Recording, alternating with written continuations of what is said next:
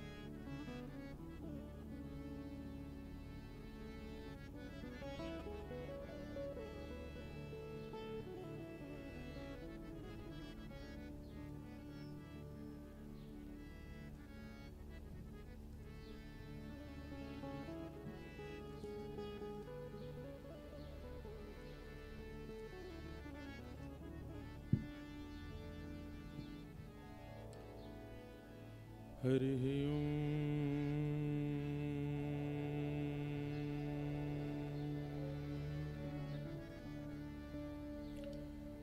श्रीमते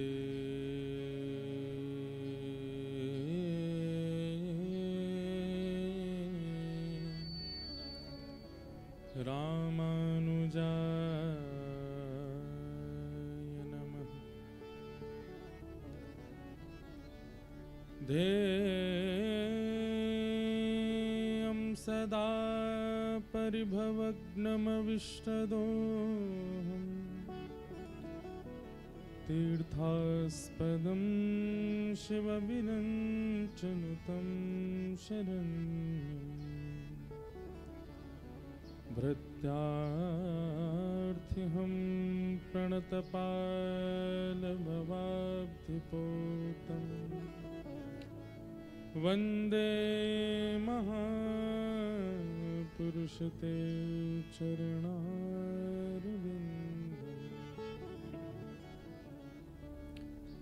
अस्ति स्वस्तरुणीकराग्रविगलत् कल्पप्रसूनाप्लुतम् वस्तु प्रस्तुतवेणुनादनहरि निर्वाण निर्व्याकुलम् स्रस्तनिबद्धनी विविलशद् गोपीसहस्राव्रतम् हस्तन्यस्तनतापवर्गमखिलो दारं किशोराकृति कृष्णत्वदीयपदपङ्कजपञ्जरान्ते अद्यैव मे विशतु मानसराजहंस प्राणप्रयाणसमये कफवातपित्तै कण्ठावरोधनविधौ स्मरणं कुतस्ते लक्ष्मीनाथ समारम्भां नाथ यामुनमध्यमाम्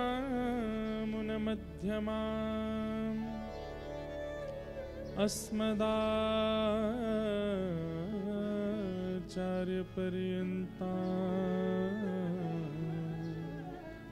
वन्दे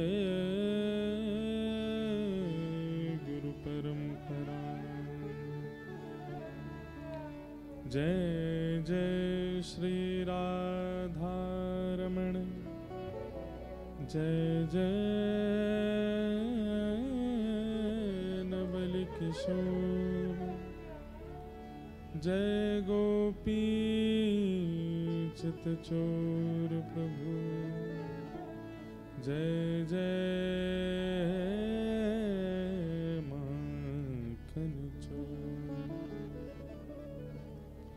अवधूत चिंतन श्री गुरुदेव दत्त। नमः पार्वती पतये हर हर महादेव।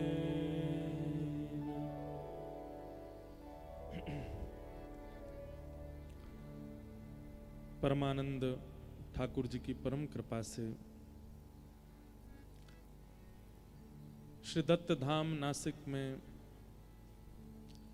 माँ गोदावरी जी के तट पर त्र्यंबकेश्वर भगवान की छत्र छाया में हमारे परम वंदनीय परम पूजनीय प्रातः स्मरणीय जिनकी कृपा दृष्टि से दास को बहुत कुछ अपने भक्ति मार्ग में प्राप्त होता है, ऐसे हमारे पूज्य श्री दत्तदास जी महाराज को बारंबार प्रणाम। मंच पर विराजमान हमारे चारों आचार्य चारों गुरुजनों को बारंबार वंदन एवं दत्त धाम के समस्त परिकर को मेरा दिगंबरा। अब जो जानते होंगे वो तो बोलेंगे दिगंबरा। एक साल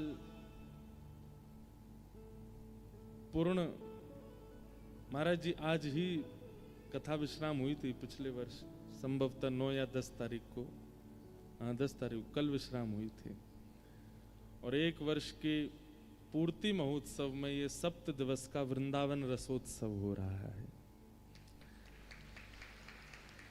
मास पर्यंत दत्त धाम में श्रीमद् भागवत जी की सेवा करने का अवसर प्राप्त हुआ था। वो क्रम तो अधूरा, अभी वो अलग है, उस क्रम में इसको मत जोड़िएगा। वो तो प्रहलाद चरित्र तक हुआ, तो उससे आगे की कथा करने हम अलग से आएंगे। परंतु मास पर्यंत की उस कथा का ये आज 1 वर्ष पूर्ण हो रहा है, तो उसी उपलक्ष्य में ये सप्ताह वृंदावन रसोत्सव हो रहा है। 7 दिन का वृंदावन रस चर्चा, बरसाने की चर्चा, नंदगांव की चर्चा, गोकुल की चर्चा, गोवर्धन की चर्चा, सब ब्रजमंडल की चर्चाओं से युक्त ये उत्सव मना रहे हैं। आज पावन तिथि एकादशी है और आज हमारे श्री वृंदावन के प्यारे राधा वल्लभ लाल जी को जिन्होंने प्रकट किया, ऐसे श्री हितरवंश महाप्रभु का प्राकट्य दिवस है। श्री राधा वल्लभ लाल जी महाराज जी महादेव के ठाकुर जी हैं। स्वयं देवादिदेव महादेव के घर के ठाकुर जी हैं। जैसे घर की सेवा होती है, सबकी अपने इष्ट की सेवा तो मंदिर में है, लेकिन घर की सेवा सबकी अपनी अलग होती है। तो ऐसे महादेव की अपने घर की सेवा श्री राधा वल्लभ लाल जी, और उनको वृंदावन में सुव्यवस्थित किया हमारे श्री हितरवंश महाप्रभु ने। आज उनका प्राकट्य दिवस है। क्योंकि हम त्र्यंबकेश्वर भगवान की भूमि में आए हैं और दत्त भगवान नारायण शिव दोनों का ही मिलित स्वरूप हैं, इसलिए महादेव के ठाकुर जी को जिन्होंने प्रकट किया, ऐसे हितरवंश महाप्रभु का भी चरित्र आज सुनेंगे और राधा वल्लभ लाल जी को प्रणाम करते हुए आज की कथा में प्रवेश करें। जय जय राधा वल्लभ हित हरिवंश, जय जय राधा हित हरिवंश, जय जय राधा वल्लभ हित हरिवंश। सब लोग गाओ।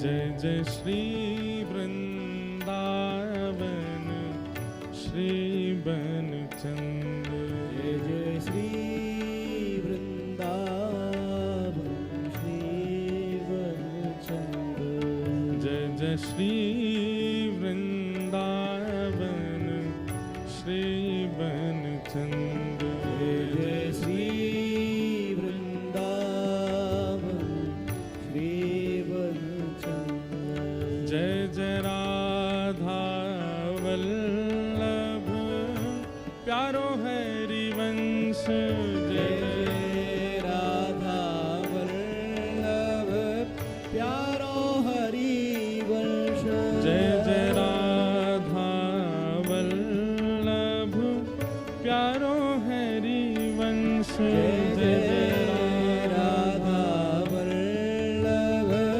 प्यारो हरिवंश, जय जय श्री वृंदावन श्री बनचंद, जय जय श्री वृंदावन श्री बनचंद, ओ जय जय श्री वृंदावन श्री बनचंद, जय जय श्री वृंदावन श्री बनचंद, ओ जय जय राधा वल्लभ प्यारो हरिवंश, जय जय राधा वल्लभ प्यारो हरिवंश, जय जय राधा वल्लभ हित हरिवंश, जय जय राधा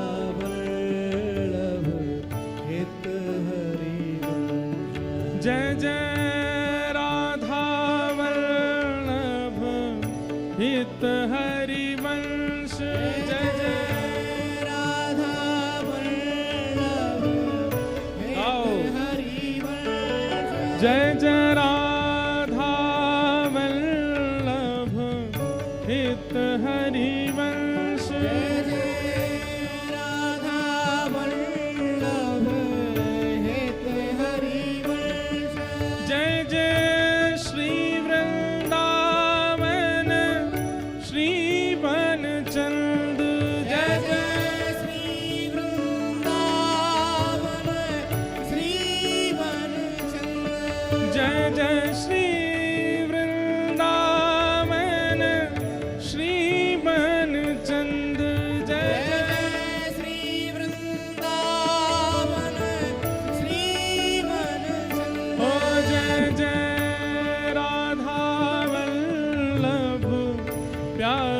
हरि वंश जय जय राधा वल्लभ प्यारो हरि वंश जय जय राधा वल्लभ हित हरि वंश जय जय राधा वल्लभ हित हरि वंश जय जय श्री वृंदावन श्री बनचंद्र जय जय श्री वृंदावन श्री वंश हाँ जय जय श्री वृंदावन श्री बनचंद्र जय जय श्री वृंदावन करताल बजा के गाओ भाव से ओ जय जय राधा वल्लभ हित हरि वंश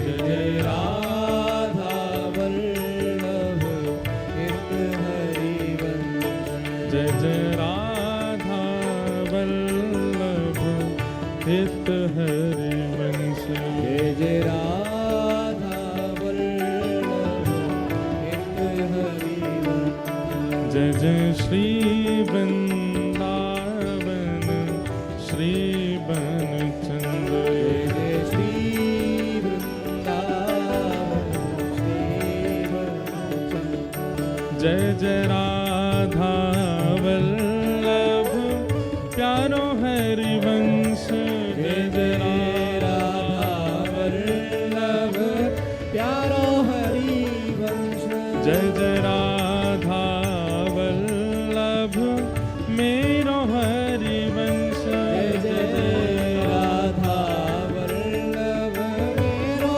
हरि वंश जय जय श्री वृंदावन श्री बनचंद्र जय जय श्री वृंदावन श्री वंश ओ जय जय श्री वृंदावन श्री बनचंद्र जय जय श्री वृंदावन श्री गाओ। वंश ओ जय जय राधा वल्लभ हित हरि वंश जय राधा वल्लभ हित हरि वंश ओ जय जय राधा वल्लभ प्यारो हरि वंश जय राधा वल्लभ हित हरि वंश ओ जय जय राधा वल्लभ हित हरि वंश जय राधा वल्लभ हित हरि वंश ओ जय जय राधा वल्लभ हित हरि वंश जय राधा वल्लभ हित हरि वंश जय जय राधा वल्लभ प्यारो हरि वंश जय राधा वल्लभ प्यारो हरि वंश जय जय श्री वृंदावन श्री बनचंद्र जय जय जय श्री वृंदावन श्री वंश ओ जय जय श्री वृंदावन श्री बनचंद्र जय जय श्री वृंदावन श्री वंश ओ जय जय राधा वल्लभ प्यारो हरि वंश जय राधा वल्लभ प्यारो हरि वंश ओ जय जय राधा वल्लभ हित हरि वंश जय राधा वल्लभ हित हरि वंश ओ जय जय राधा वल्लभ प्यारो हरि वंश जय राधा वल्लभ प्यारो हरि वंश ओ दिगंबरा दिगंबरा श्रीपाद वल्लभ दिगंबरा दिगंबरा दिगंबरा श्रीपाद वल्लभ दिगंबरा दिगंबरा श्रीपाद वल्लभ दिगंबरा दिगंबरा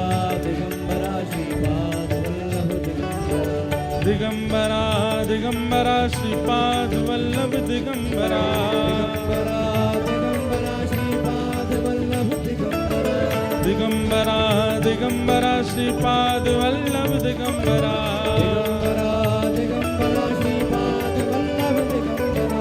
दिगंबरा दिगंबरा श्रीपाद वल्लभ दिगंबरा दिगंबरा दिगंबरा श्रीपाद वल्लभ दिगंबरा श्रीपाद वल्लभ दिगंबरा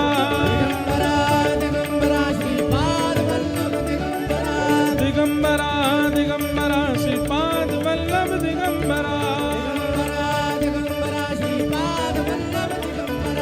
दिगंबरा दिगंबरा श्रीपाद वल्लभ दिगंबरा दिगंबरा दिगंबरा श्रीपाद वल्लभ दिगंबरा दिगंबरा दिगंबरा श्रीपाद वल्लभ दिगंबरा दिगंबरा दिगंबरा श्रीपाद वल्लभ दिगंबरा दिगंबरा दिगंबरा श्रीपाद वल्लभ दिगंबरा विठ्ठल विठ्ठल विठ्ठल विठ्ठल विठ्ठल विठ्ठल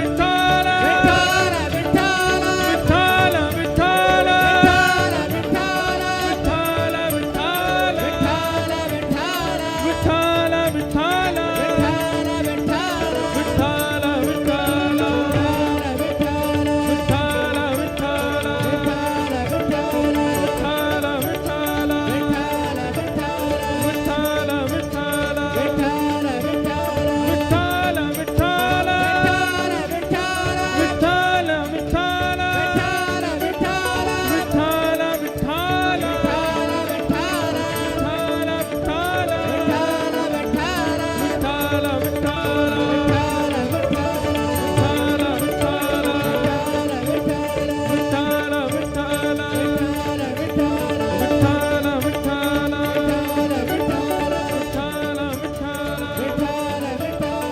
अवधूत चिंतन श्री गुरुदेव दत्ता कुंडली कमरदा हरि विठ्ठल श्री ज्ञानदेव तुकाराम श्री पंढरीनाथ भगवान की जय जय श्री राम जय जय श्री राम जय जय श्री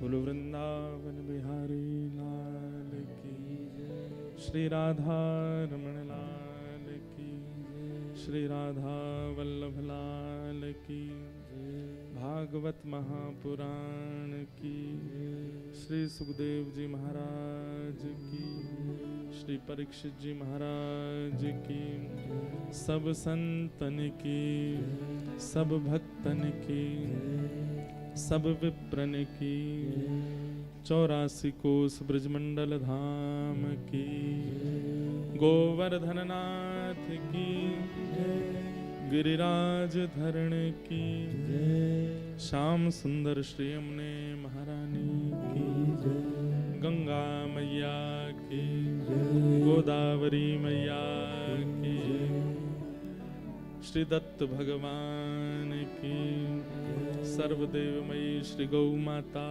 की भारत माता की श्री पंढरीनाथ भगवान की रुक्मणी मैया की जय जय श्री राधे जय जय श्री राधे जय जय श्री राधे द्वारिकाधीश की प्यारे गिरधर लाल की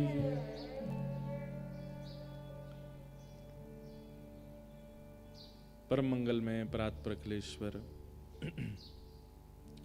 अकारण करुणा वरुणालय भक्तवांछा कल्पतरु तड़िद्वत विनिंदित पीतांबरधारी श्री बालकृष्ण लाल की महती कृपा से श्री दत्त भगवान की परम अनुग्रह से गोदावरी मैया के तट पर पुनः आगमन गिरधर लाल जी का हुआ है और श्री लाल जी की छत्र छाया में हम दासों को भी आने का अवसर मिला। मंच पर विराजमान आचार्य गणों को प्रणाम, समस्त विप्रवृंद गंधर्व जनों को प्रणाम, पूज्य महाराज जी को दंडवत प्रणाम एवं आप सभी श्रोता भाई बंधु आसपास जहाँ से भी आप सब पधारे हैं सबको जय श्री कृष्ण, जय श्री जय सिया राम, जय सिया राम, जय श्रीमन नारायण, जय श्रीमन नारायण। दिगंबरा दिगंबरा नमः पार्वती पतये हर हर महादेव। एक वर्ष की पूर्ति महोत्सव के उपलक्ष्य में आज ये उत्सव यहाँ प्रारंभ हो रहा है, जहाँ सप्ताह वृंदावन रस चर्चा करने के लिए हम आप सब लोग एकत्रित हुए हैं। आज पहला दिन विलंब का हुआ क्योंकि आना ही थोड़ा विलंब हो गया, वर्षा इतनी थी, बम्बई में जाम इतना था कि आने में ही हम तो लेट आए, लेकिन लाल जी हमारे कल आज सुबह ही आ गए। तो जो पहले ही कदम रख दे समझो कि इच्छा उसी की आने की ज़्यादा होती है। हमारे लाल जी को ही ज़्यादा मन लगता है यहाँ पर, इसीलिए वो पहले ही आ जाते हैं। और महाराज जी देखिए ऐसा लग रहा है कि दोपहर से शाम नहीं हो रही है। जब मैं आया था तब शाम हो रही थी, अब दोपहर हो रही है, अब सूर्य निकल रहे हैं, अब दोबारा सूर्यदेव प्रकट हो रहे हैं। ऐसा अद्भुत आनंद लग रहा था मानो, अब मैं अपनी प्रशंसा के रूप में तो नहीं बोल रहा हूं, लेकिन जरूरी नहीं है कि घर पर हमेशा उन्हीं लोगों पर पुष्प डाला जाता है जो मेहमान हों। कई बार घर का बालक भी बहुत दिनों के लिए बाहर जाता है, वो लौट के आता है ना, तो घर वाले भी उसके लिए पुष्प आदि की व्यवस्था रखते हैं, उसके लिए सरप्राइज रखते हैं। तो ठीक वैसे ही हम तो दत्त धाम के लाला हैं, दत्त धाम के बालक हैं। एक वर्ष के बाद आए तो आप सबने तो इतनी व्यवस्था करी पुष्प पुष्प बरसाने की, आप सब के पुष्प तो रखे रह गए, दत्त भगवान ने वर्षा के रूप में पुष्प बरसा दिए। और सबसे बड़े आनंद की बात तो ये थी कि मैं पूरा नासिक पार करके आया और कहीं वर्षा थी नहीं, केवल दत्त धाम में ही हो रही थी, केवल यहीं हो रही थी। तो मुझे ऐसा अनुभव हो रहा था कि मानो श्री दत्त प्रभु कह रहे हैं कि हमारो लाला आ गए हो 1 साल बाद। तो उसी भाव में श्री दत्त प्रभु ने और भी यदि कुछ विचार मन में होंगे या किसी प्रकार का कोई अपराध हुआ होगा, वर्षा के द्वारा सब पवित्र कर दिया। अपरस में स्वयं दत्त भगवान ही ले आए हमको। यहाँ अपरस में आने के लिए गोदावरी जी में स्नान करते हैं, पर मेरा बंबई से निकला तब से ही मन था कि पहले स्नान करूंगा फिर ऊपर जाऊंगा। तो मंदार जी से बात भी हुई, गुरुजी आदियों से भी चर्चा हुई, तो बोले कि नहीं पहले ऊपर स्वागत सम्मान हो जाएगा फिर नहाने जाना। लेकिन दत्त प्रभु ने नीचे से ही नहाते हुए ऊपर बुलाए। तो ये सब अनुभव देखिए, ठाकुर जी का प्रेम प्रतिक्षण प्रस्तुत होता है, बस उसको कोई अनुभव करने वाला हो। अगर आप अनुभव करने लगेंगे ना, तो आपकी एक एक श्वास में आपको अनुभव होगा कि ये श्वास भी श्री ठाकुर जी की कृपा से। अभी ठंडी हवा मुझको लगी, ये भी ठाकुर जी की कृपा से। मुझे कुछ पाने को मिला, ये भी ठाकुर जी की कृपा से। मुझे कोई व्यक्ति प्रेमी मिला, ये भी ठाकुर जी की कृपा से। मेरे को ठोकर लगी, ये भी ठाकुर जी की कृपा से। मैं गिर गया, ये भी ठाकुर जी की कृपा से। मेरे खून निकल आया, ये भी ठाकुर जी की कृपा से। आहा, एक महाराज जी बहुत सुंदर भाव है ना, हम तो यहाँ स्वच्छंद हैं, अब स्वतंत्र हैं, चाहे हमारा मन करे तो 3 घंटा गाते रहेंगे। यहाँ पे कोई नियम क्रम नहीं है। अभी 7 दिन के लिए पूरे ऊधम करने के लिए आए हैं हम तो। और पिछली बार आए थे तो एक तो नया स्थान था, तो वैसे ही डरा हुआ। 15 दिन तो डर में ही निकले थे मेरे। 15 दिन तो मैं डरा ही रहा कि मुझसे कोई अपराध ना हो जाए। और फिर 15 दिन जब डर थोड़ा निकला तो हमारा जाने का समय आ गया। तो इस बार हम पूर्ण रूपेण जो है आनंद करने आए हैं दत्त धाम।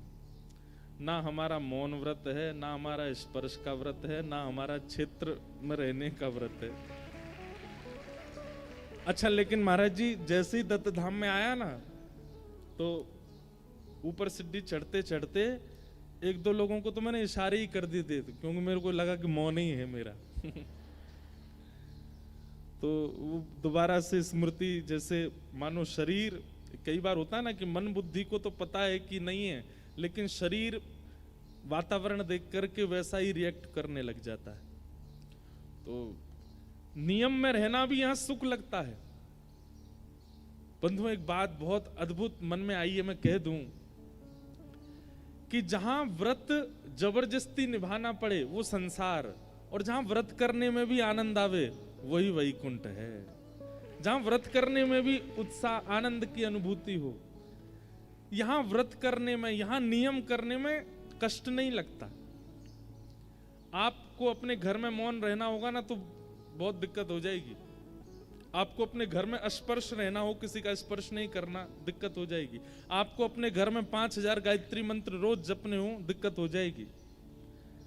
आपको अपने घर में बिना सिले हुए वस्त्र पहने हो तो थोड़ी दिक्कत हो सकती है, लेकिन यहां पर वो सुख लगता है, यहां पर उसका आनंद अनुभव होता है। ठीक वैसी बात गिरिराज जी की परिक्रमा लगाने में अगर किसी को कष्ट हो रहा है तो महासंसारी व्यक्ति है, लेकिन गिरिराज जी की परिक्रमा करते करते भी छालों में भी सुख लग रहा है, एक एक पग आगे बढ़ाने में भी आनंद की अनुभूति हो रही है। इसका मतलब उसके सदगुरुदेव की कृपा है उसके ऊपर, ठाकुर जी स्वीकार कर चुके हैं उसको। तो जहां नियम करने में, व्रत करने में और अपने शरीर से विपरीत स्थिति को स्वीकार करने में बिल्कुल कष्ट का अनुभव ना होता हो, यही मानना चाहिए कि वहां साक्षात प्रभु विराजमान है, वहां साक्षात दैवी शक्तियों से युक्त है वह स्थान। महाराज जी, हम अपनी प्रशंसा नहीं कर रहे हैं, लेकिन हम अपने घर के इकलौते लाडले बालक हैं, सबसे ज्यादा लाडले। लाडले का मतलब पता है? लाडले का मतलब होता है जो पलकों पे रहता है, जिसको एक क्षण का भी कष्ट भोगने नहीं देते घर वाले। हमारा ऐसा था बचपन कि हम अगर अपने पिताजी से बोल दें, पिताजी आज स्कूल नहीं जाना, तो माताजी लग जाएं चाहे पूरा परिवार पीछे लग जाए, लेकिन स्कूल जाएंगे ही नहीं, इतने लाडले। लेकिन ठाकुर जी की ऐसी कृपा रही कि कथा क्षेत्र में आए तो फिर धीरे धीरे सहना शुरू किया, घर से बाहर निकलना शुरू किया। नहीं तो घर से बाहर भी 2 व्यक्ति संग होते तो ही जाता था, मैं नहीं तो जाते ही नहीं था। रोड क्रॉस करना नहीं आता था, बिना उंगली पकड़े रोड नहीं, 9th क्लास तक हमको रोड क्रॉस करना नहीं आता था। कपड़े पहनना नहीं आता था, माता जी तैयार करती थी।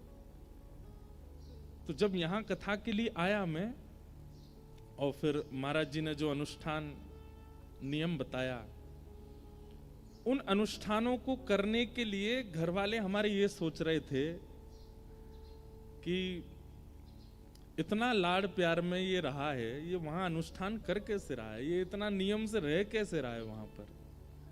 हमारे पूज्य पिताजी महाराज एक दिन के लिए आए, वो तो मुझे देख करके भावुक हो गए थे कि आवश्यकता क्या है तुमको इतने नियमों में रहने की। लेकिन मैं उनको कैसे बताऊं कि यहां वह नियम करने में हम ज्यादा से ज्यादा 1 महीना, मुझे स्मृति में है, वो स्मृति मेरी कभी नहीं जा सकती और दोबारा लौट के भी नहीं आ सकती। शायद 2.5 से 3 घंटे से ज्यादा मैं एक भी दिन नहीं सोया 1 महीने तक, और 3 घंटे में पूरी नींद हो भी जाती थी। 2.5-3 घंटे रात में, और फिर रासलीला शुरू हुई तब तो 12-1 ही बज जाता था रात्रि सोने में। गुरुदेव भी सब रहते थे, 1 बजे सोते थे, 3-4 बजे उठ करके तो गोदावरी जी में डुबकी हो जाती थी पहली। तो इतने नियमों में रहने में मैं कैसे बताऊं घर वालों को कि मुझे बिल्कुल कष्ट नहीं हुआ, मुझे आनंद लग रहा था। बल्कि यहां से जाने के बाद कथा क्रम में हमने आज तक नियम बना रखा है कि कथा में जाते समय मैं मौन ही रहता हूं, मैं किसी से, क्योंकि किसी ना किसी रूप में दत्त धाम मेरी स्मृति में बना रहे, यहाँ का स्मरण मुझे आता रहे। इस बार हम बिना नियम के रहने वाले हैं, लेकिन एक नियम तो यहाँ है ही है कि वस्त्र सिले हुए नहीं पहनने हैं। उसका पालन तो आप लोगों को भी करना है, थोड़ा आपस में रहना है। लेकिन महाराज जी एक ये वाला अनुष्ठान ऐसे करें कि व्यास जी बिना नियम के श्रोताओं के सबके नियम बना दो। ये जितने सामने बैठे हैं इन सबका 1-1, 2-2 नियम आप लिख के दे दो, ये नियम तुमको पालन करने हैं।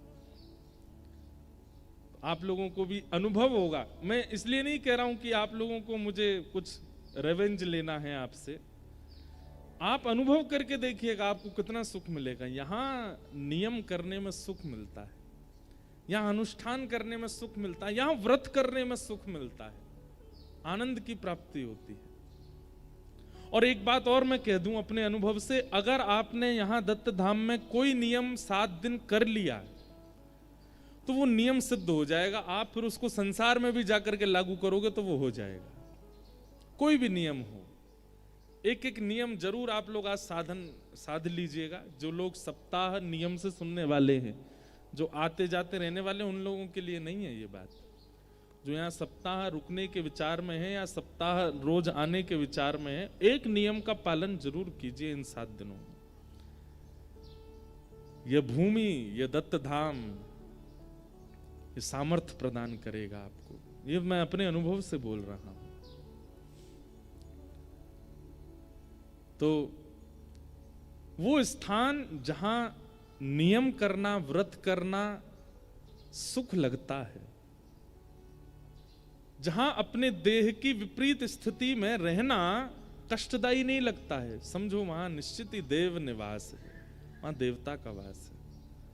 साक्षात श्री दत्त भगवान यदि अभी कहीं विराज रहे हैं तो वो दत्त धाम नासिक में विराज रहे हैं, साक्षात श्री दत्त प्रभु। तो इस बार ये वार्षिक उत्सव का महोत्सव मना रहे हैं। वार्षिक उत्सव मास कथा के 1 वर्ष पूर्ति का महोत्सव है। आज कथा थोड़ी विलंब से हुई है। कल से कथा का समय 3 बजे से है। आप लोग सब समय से आ जाइएगा और फिर लगभग 6-6:30 बजे तक हम लोग चर्चा किया करेंगे और फिर गोदावरी जी स्नान करके अपने अपने नियमों में रहेंगे। कुछ उत्सवों की भी रूपरेखा है। आज महाराज जी से कथा के बाद चर्चा करके आप सब लोगों को बता दिया जाएगा कैसे कैसे उत्सव हैं। एक दिन पूर्णिमा का उत्सव तो है ही है, पूर्णिमा पड़ रही है ना, तो एक दिन यहाँ पूर्णिमा का उत्सव तो रहेगा ही। हमने महाराज जी से एक दिन पूछवाया कि महाराज जी कथा का समय क्या रखें तो महाराज जी की आज्ञा हुई, किसी दिन 3 बजे से सुनेंगे, किसी दिन 6 बजे से सुनेंगे, किसी दिन रात्रि 9 बजे से सुनेंगे, किसी दिन रात में 11 बजे। मैंने कि ऐसा क्यों? बोले जैसे मन में मौज आएगी, जैसे आनंद लगेगा उत्सव का, वैसे वैसे कथा का श्रवण करेंगे। तो वो भी हो सकता है कि कथा का समय भी ऊपर नीचे होता रहे, तो वो भी जैसे कल की कथा का अगर समय कुछ, वैसे तो कल तो यही है 3 बजे से, परसों की कथा का कुछ परिवर्तन होगा तो कथा में बता दिया जाएगा। उत्सव यहाँ लाल जी के 2-3 होंगे। अभी तो गोदावरी जी में भी जल इतनी संख्या में आ गया। अब पिछले वर्ष जो लोग यहाँ थे मास कथा में और उन्होंने अगर ठाकुर जी की नौका विहार का दर्शन किया होगा तो शायद वे भूल नहीं पाएंगे उसको। ऐसी अद्भुत नौका विहार हुई थी ठाकुर जी की, हमारी तो आज तक महाराज जी चित्त में रहता है। चारों तरफ घाट पर मसाल लगी हुई थी, इतना सुंदर हमारी सब दत्त धाम की माताओं ने पूरे घाट को सुंदर सजाया, उस पर गोबर का लीप लगा के सुंदर पुष्पों से सजावट करके, और हंस आकार की नौका भी मिल गई थी और वो नौका लेकर के सब लोग जो आनंद कर रहे थे। पता नहीं इस बार तो गंगा जी खूब तेज हैं, नौका लेके कहीं उतरे तो सीधे पंचवटी पहुंचेंगे तो अभी तो गंगा जी में, गोदावरी जी में जल भी खूब है, हम तो आके स्नान कर लिए। ये भी जल का स्तर बड़ा होना भी एक प्रकार का शुभ संकेत है कि गोदावरी जी भी आनंद में, ओहो गिरधर लाल आए हैं, जल्दी लेकर के आओ, उत्सव कराओ, आनंद कराओ। और भैया योजना तो यहाँ पे आके सबकी फेल होती है, केवल महाराज जी की चलती है। महाराज जी ही योजना बना सकते हैं। हम तो सोच रहे हैं कैसे होगी नौका विहार, लेकिन महाराज जी कोई ना कोई योजना बना देंगे और वैसे हो भी जाएगा। तो ऐसा भाव है, खूब आनंद करेंगे 7 दिन तक। आप सब लोग खूब आनंद से जरूर पधारिए। देखो इतनी संख्या में पहले दिन आप लोग आए हो, कल से और संख्या बढ़ेगी, सब लोग आएंगे। खूब आनंद से कथा श्रवण कीजिएगा। वृंदावन महिमा रस चर्चा हम करेंगे। वैसे मन में भाव ऐसा है कि श्री किशोरी जी का चरित्र कल से सुनाएंगे हम। श्री हमारी लाडली जी महाराज जी ने एक बार मुझसे निवेदन किया था, मुझे याद है, रास बिहार चल रहा था ठाकुर जी का, और महाराज जी के बगल में बैठा था, महाराज जी ने लिख करके दिया कि श्री राधा चरित्र हमको सुनना है।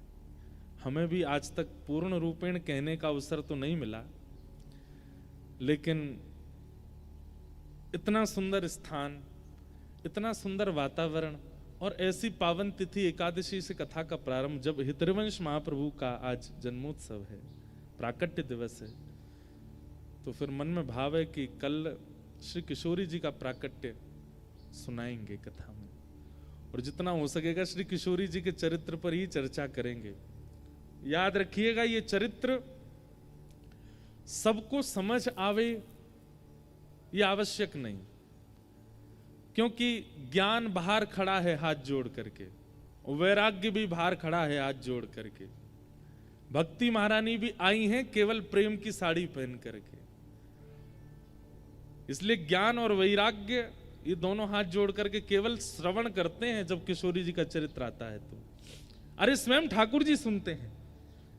तो आज तो महाप्रभु जी का चरित्र कह देते हैं थोड़ी देर, और फिर कल से श्री किशोरी जी का चरित्र सुनाएंगे, श्री लाडली जी के बारे में, हमारी वृंदावन, हमारी बरसाने वाली श्री राधा रानी के भाव सुनाएंगे, और प्राकट्य से लेकर के और आगे जहां तक लीलाओं की चर्चा हो पाएगी करने का प्रयास करेंगे। आप सब लोग भाव से आइएगा। बोलो वृंदावन बिहारी लाल की। हित हरिवंश महाप्रभु महाराज जी, हमारे वृंदावन में सब आचार्यों को प्रणम्य माना गया। श्री गोपाल भट्ट गोस्वामी, श्री रूप सनातन गोस्वामी, श्री मधु पंडित गोस्वामी, श्री हरिराम व्यास जी, स्वामी श्री हरदास जी महाराज और श्री हित हरिवंश महाप्रभु, सब आचार्य अपने आप में प्रणम्य हैं, और सब किसी ना किसी सहचरी, कोई ना कोई ठाकुर जी की निज लीला की सहचरी ही आचार्य रूप में प्रकट हुई है, हम आप सब लोगों को प्रेम रस में पहुंचाने के लिए। भगवान की वंशी, ठाकुर जी की वंशी वेणु, वो वंशी ही श्री हितरवंश महाप्रभु के रूप में आज ही के दिन वृंदावन के उजागर के लिए प्रकट हुए। एक बात याद रखिएगा, भगवत सामिप्य कराने वाले कोई भी हो संसार में, जिनकी वाणी सुनकर के, जिनका दर्शन करके, जिनके आचरण को देख करके आप ठाकुर जी के समीप पहुंचते हो, ऐसे लोग जन्म नहीं लेते, ठाकुर जी के द्वारा भेजे जाते हैं। हमारे भारत के ऐसे ऐसे महापुरुष हैं, इनका प्राकट्य, इनका जन्म नहीं हुआ है, ठाकुर जी ने इनको भेजा है। इसलिए सबकी वाणी में इतनी योग्यता नहीं होती कि उनकी वाणी सुनकर के ठाकुर जी प्रिय लगने लग जाएं। क्षमा कीजिएगा, कथाएं बहुत लोग करते हैं और भगवत चर्चा भी बहुत लोग सुनाते हैं, उनकी वाणी सुनकर के, उनकी चर्चा सुनकर के कहीं ना कहीं वो प्रिय लगने लगते हैं, ठाकुर जी नहीं। चर्चा वह श्रेष्ठ मानो जिससे ठाकुर जी प्रिय लगे, और ऐसों को ठाकुर जी ही भेजते हैं। तो हमारे वृंदावन के जितने आचार्य हैं, जिन्होंने वृंदावन में ठाकुर को विराजमान किया, जिनकी वाणी से, जिनकी चर्चा से ठाकुर जी प्रिय लगते हैं, उनको ठाकुर जी ने ही भेजा है। ऐसा ही चरित्र है हमारे वृंदावन के श्री हरिवंश महाप्रभु का। हरिवंश, एक बात कहें महाराज जी, हमारे वृंदावन में जय श्री कृष्ण और राधे राधे इन शब्दों का प्रयोग कहीं ना कहीं वे लोग करते हैं जो बाहर से आए हैं। बाकी वृंदावनी जो हैं, जो प्रॉपर वृंदावन के निवासी हैं, या फिर जो वृंदावन के रस में उन्मुक्त हो चुके हैं, वो राधे राधे कम बोलते हैं। ऐसा नहीं है बोलते नहीं है, जय श्री कृष्ण कम बोलते हैं, वे ज्यादातर अपने अपने आचार्यों का नाम लेकर के जय जयकार करें। जैसे आप कभी हरिदासियों से मिलेंगे तो वे कहेंगे श्री हरिदास, कुंज बिहारी श्री हरिदास। ऐसे ही आप हरिवंशियों से मिलेंगे तो वे राधे राधे नहीं बोलेंगे, श्री हरिवंश श्री हरिवंश। ऐसे ही आप गौड़ियाओं से मिलेंगे तो हरि बोल, सब हरि बोल बोलेंगे।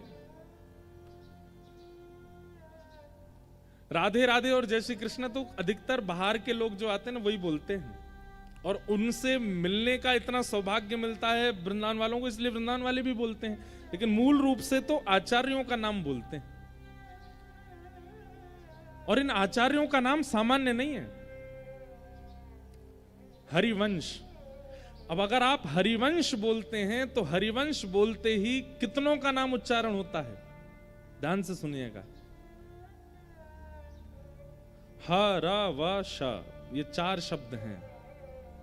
तो जैसे आप हरिवंश बोलते हैं तो ह मुख से निकलते ही हरि, हरि स्मरण होता है।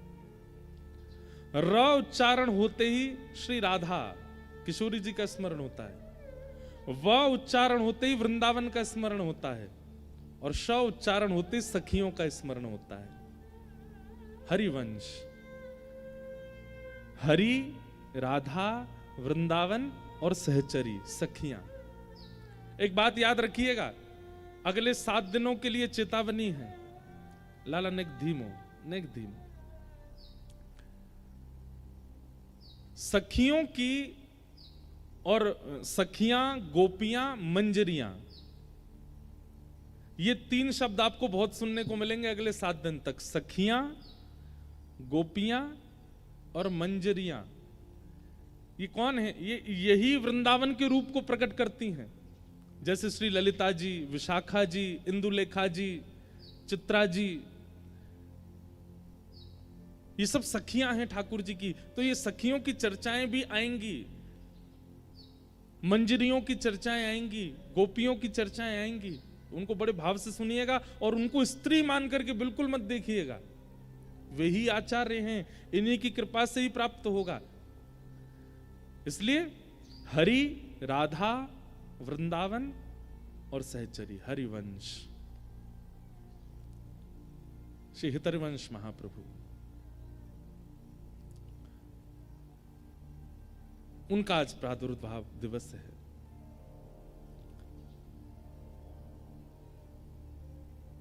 आपके पिता का नाम श्री व्यास मिश्र जी और माता जी का नाम तारा माता। व्यास मिश्र जी, वृंदावन से जब आप हरिद्वार की ओर जाएंगे तो बीच में एक स्थान पड़ता है देवबन। मतलब ब्रज में नहीं है, ब्रज से थोड़ा दूर है, देवबन। वहां व्यास मिश्र जी रहते थे। अभी आजकल उसका नाम देवबंद हो गया है और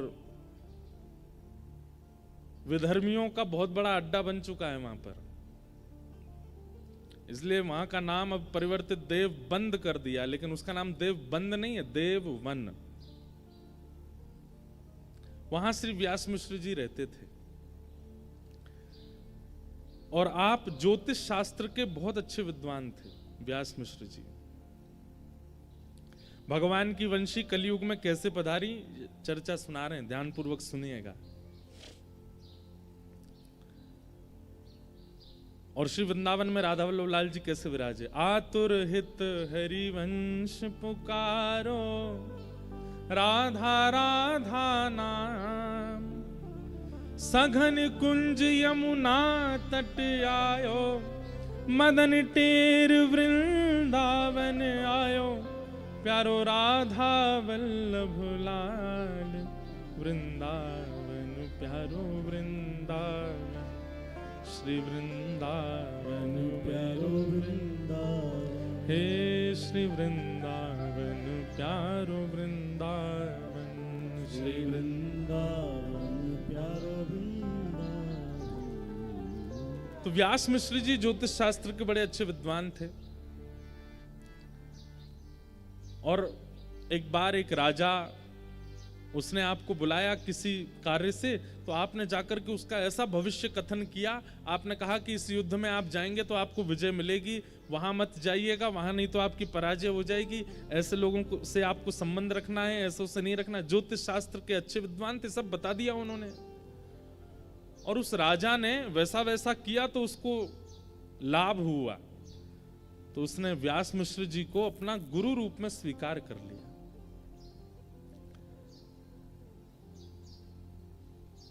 सब कुछ है जीवन में, प्रतिष्ठा मिल गई, लेकिन पुत्र नहीं है। और कई बार माता पिता सर्वगुण संपन्न होते हैं, लेकिन माता पिता का सर्व सुख केवल और केवल संतान है। पहले तो इच्छा होती है ब्याह हो जाए, और ब्याह होने के बाद में बस एक ही इच्छा रह जाती है दोनों माता पिता की कि एक श्रेष्ठ संतान की प्राप्ति हो जाए। व्यास मिश्र जी और तारा माता दोनों कहीं ना कहीं थोड़े से विचलित रहते थे कि कोई संतान नहीं है। तो करें क्या? तो कई बार अभावग्रस्त जीवन जब होता है तो हर व्यक्ति से कोई ना कोई उम्मीद लगने लगती है। बहुत ध्यान से सुनिएगा, जब जीवन में अभाव का अनुभव होता है ना, तो फिर हर किसी से उम्मीद होती है कि हमारे अभाव की पूर्ति ये कर दें। और उसमें भी अगर कोई वैष्णव दिख जाए, कोई संत दिख जाए, कोई महापुरुष दिख जाए, तो उनसे तो उम्मीद लाख गुना ज्यादा हो जाती है।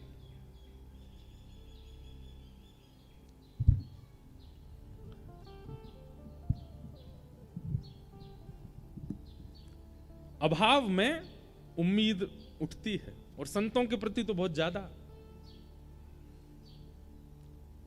एक बार महाराज जी एक नदी के तट पर, एक प्रसिद्ध एक उदाहरण है, हमने बहुत पहले कथा में कहा था, आज याद आया। एक बार एक नदी के तट पर एक संत रहते थे, कुटिया बना के रहते थे, किसी से मिलते नहीं थे, अपनी साधना करते थे। तो एक व्यक्ति महाराज जी के पास नहीं आया था, उनकी कुटिया पे नहीं आया था, लेकिन वो अपने जीवन से इतना परेशान, थका हुआ, हारा हुआ नदी के तट पर रो रहा था। सोच रहा था प्राणों की बाजी लगा करके अपने प्राणों का त्याग कर दूं। तो उसके रुदन को जब महापुरुष ने भीतर कुटिया में सुना, तो उनको लगा ये कौन रो रहा है।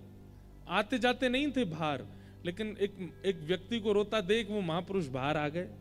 बाहर आकर के उन्होंने देखा कि एक व्यक्ति रो रहा है और प्राण त्यागने की पूरी स्थिति बन चुकी है उसकी, नदी में डूब करके प्राण त्यागेगा। महाराज जी उसके पास दौड़े दौड़े गए, जाकर के बोले, हे भैया तुम रो क्यों रहे हो, क्या बात है? तो उसने बताया, बोले मेरे साथ ऐसा हो गया, मेरी पत्नी मुझे छोड़ के चली गई, मेरे बच्चों को भी अपने साथ लेके चली गई, भाइयों ने घर से निकाल दिया, मेरी कुछ देखता नहीं, मेरे पे इतना कर्जा हो गया, दुकानदार सब लोग और पूरे गांव के लोग मुझे मारने को घूम रहे हैं, अब मेरे पास और कोई चारा नहीं है, मैं क्या करूं? मैं किसी और जगह जा भी तो नहीं सकता, मुझ पे इतना धन नहीं कि मैं पलायन करके किसी और गांव में चला जाऊं। अब मेरे पे एक ही तरीका है कि मैं प्राण त्याग दूं। और वो संत जो थे उन्होंने इतने दुख कभी सुने ही नहीं थे। वो तो इतने, अरे राम राम राम, ये सब हो रहा है तुम्हारे साथ? बोले हाँ।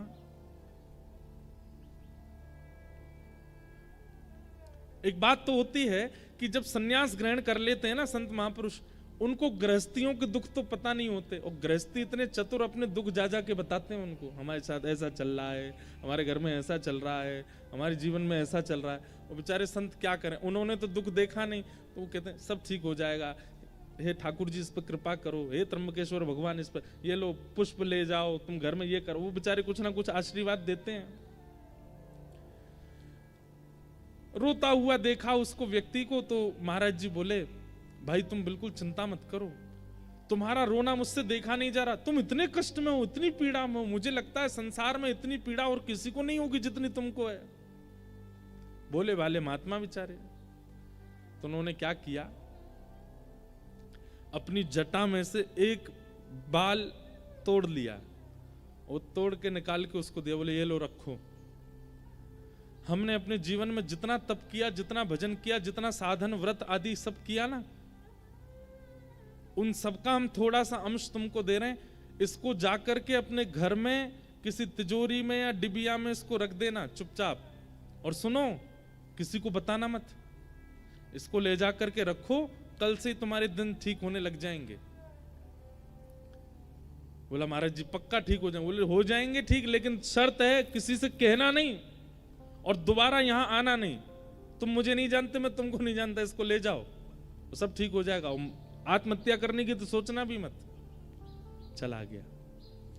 उसने जाकर के वो एक डिब्बी में रखा, अपनी अलमारी में जैसी रखा, संत के भजन का बल, अगले दिन से ही उसका काम जो था वो सुधरने लगा। धीरे धीरे उसकी सब सारे कर्जे पूरे होने लगे, पता नहीं कहां से धन आने लगा। जब देखा पत्नी ने कि पति सुधर गया, सब कुछ ठीक हो, तो पत्नी भी आ गई, बच्चों को भी ले आई। धीरे धीरे इतना सब कुछ बढ़िया हो गया कि उसने अपना छोटा घर तो छोड़कर बगल वाली जमीन पर बड़ा घर बना लिया।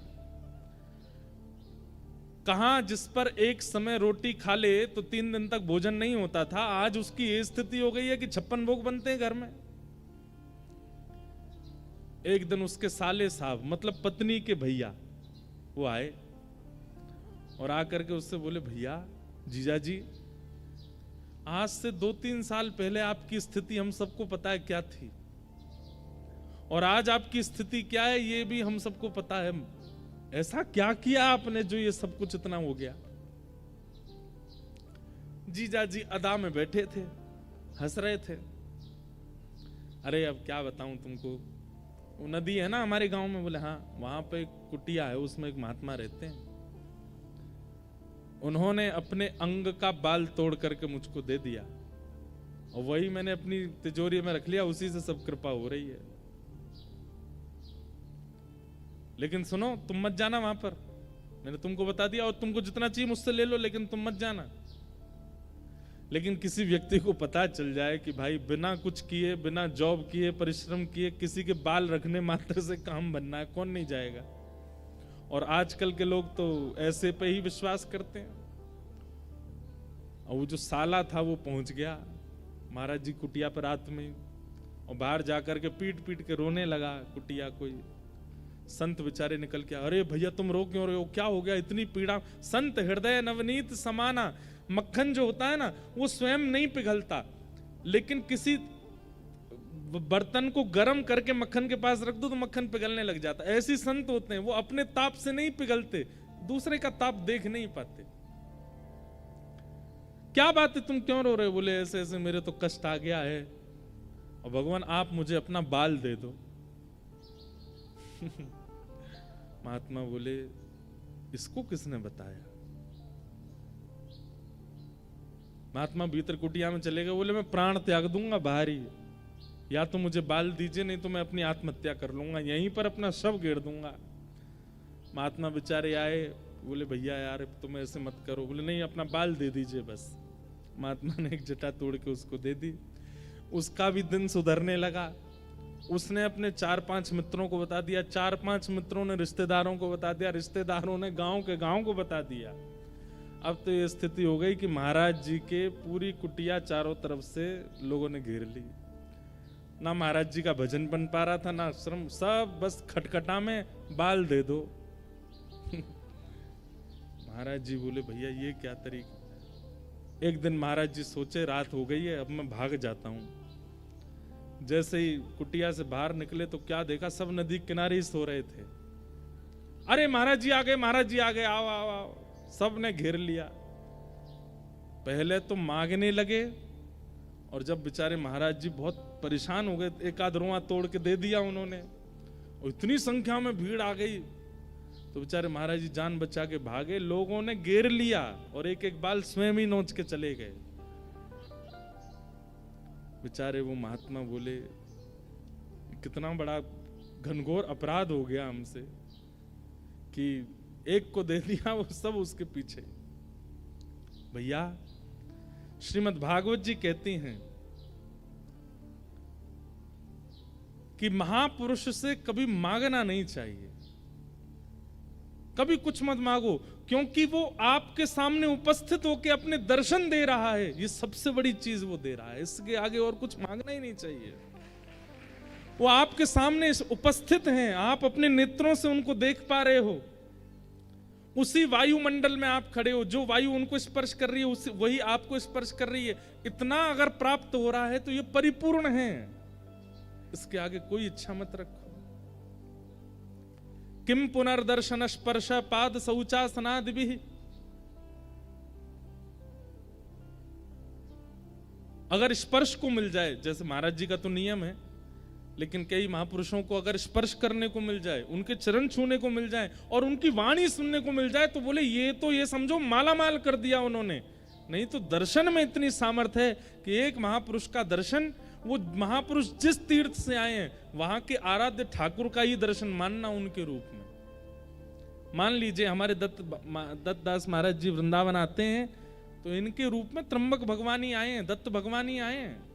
और हमारे वृंदावन के कोई महापुरुष यदि दत्त धाम आ जाएं तो यही सोचना चाहिए साक्षात राधारमन लाल ही पधारे हैं, श्री राधा वल्लभ लाल जी इनके रूप में पधारे हैं। हमको मत मान लेना उस रूप में, हम तो भैया बालक हैं। कोई महापुरुष आवे तो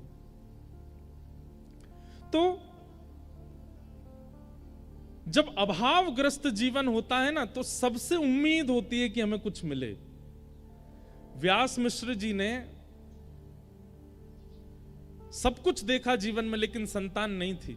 तो व्यास मिश्र जी के ही बड़े भैया थे नरसिंह आश्रम जी, वे सन्यास ग्रहण कर चुके थे और सन्यास आश्रम में रहते थे। एक दिन उनका आगमन देववन में हुआ, तो व्यास मिश्र जी प्रणाम करने के लिए गए, तो अपने छोटे भाई को, पूर्व आश्रम के छोटे भाई को देख करके नरसिंह आश्रम जी बोले, कहो व्यास जी कैसे हो? ठीक है भैया, आपकी सब कृपा है। बोले तुम्हारे मुखमंडल से ऐसा लगता है कि तुम बहुत चिंता में हो, क्या बात है, बहुत पीड़ा में लग रहे हो? व्यास मिश्र जी बोले पीड़ा तो कुछ नहीं है, बस संतान नहीं है।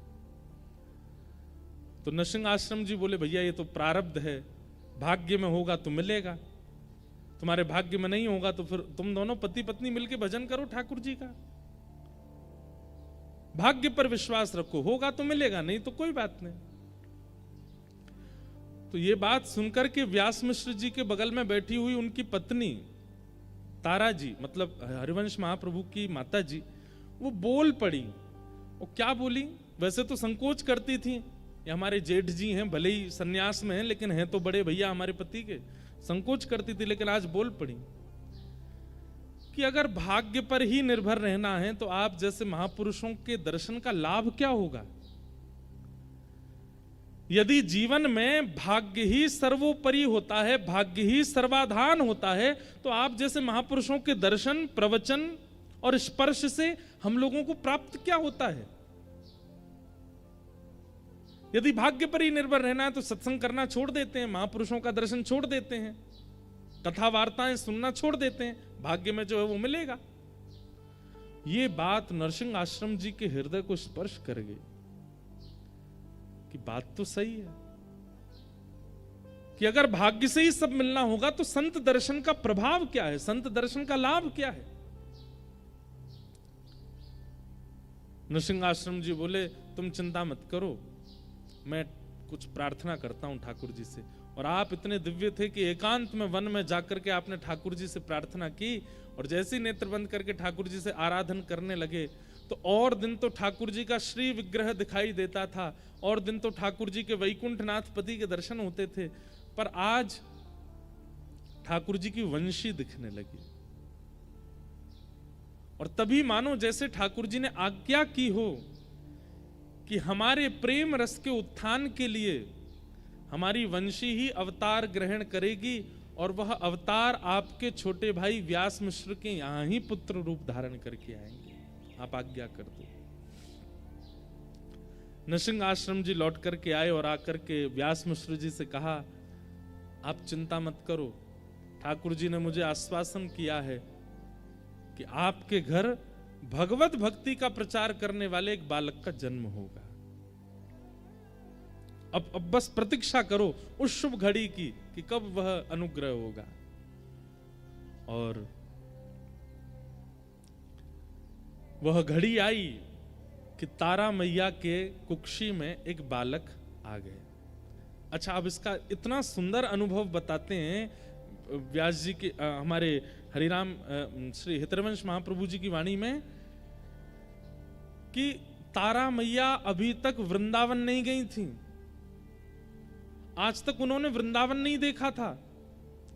लेकिन हरिवंश महाप्रभु जैसे ही गर्भ में आए तो रात्रि को मैया जैसे ही सोती हैं तो जैसे स्वप्न आते हैं ना लोगों को, उनको स्वप्न में यमुना जी का दर्शन होता था, स्वप्न में गिरिराज जी का दर्शन होता था, स्वप्न में लता गुल्म पत्रों का दर्शन होता था, स्वप्न में सघन कुंजों का दर्शन होता था, स्वप्न में कभी वीणा सुनाई देती थी, कभी मुरली सुनाई देती थी, कभी कभी मानो जैसे असंख्य गोपियां नृत्य कर रही हैं, गोपियों का मुख नहीं दिख रहा है, गोपियों के वस्त्र नहीं दिख रहे हैं, पर उनके नूपुरों की आवाज आती थी। कभी कभी रात्रि स्वप्न में अचानक से मोगरे की सुगंधी, गुलाब की सुगंधी, चंदन की सुगंधी आने लगती थी।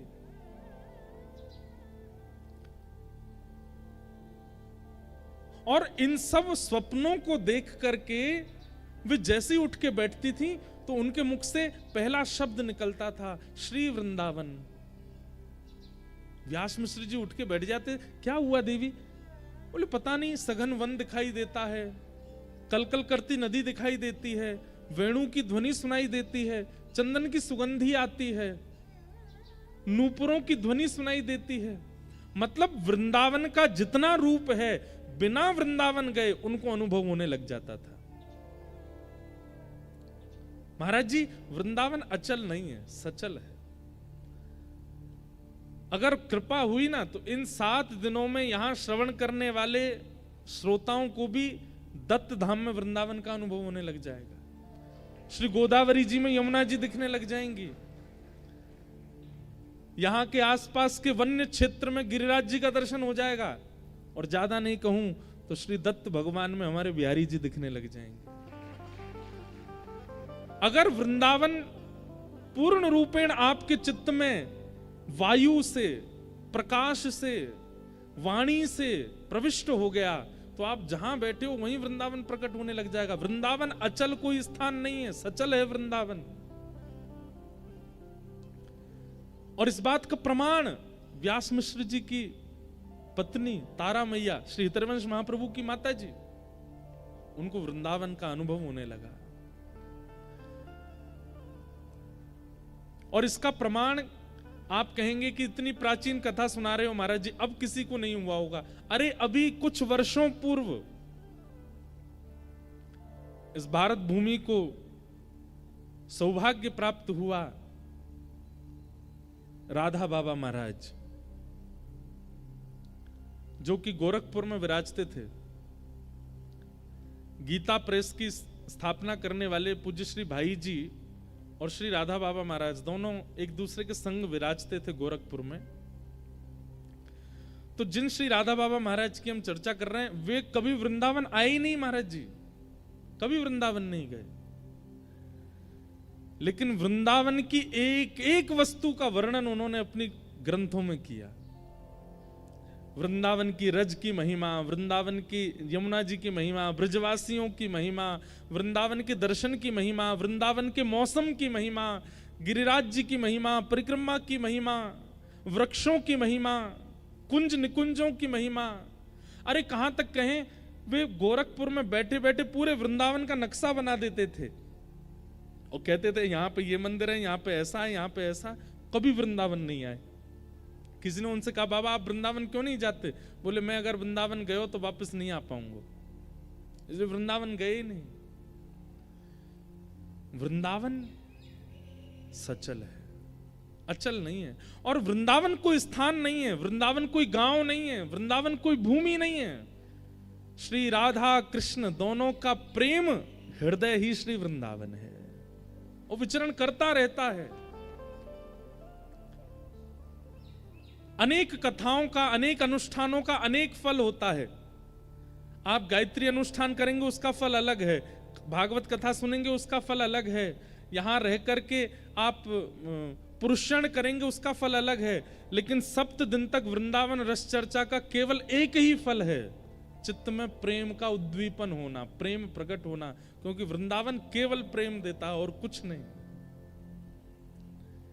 तारा मैया को उस प्रेम का अनुभव हो रहा था, मानो जैसे रोम रोम कहता हो, चलो वृंदावन, चलो वृंदावन, चलो वृंदावन।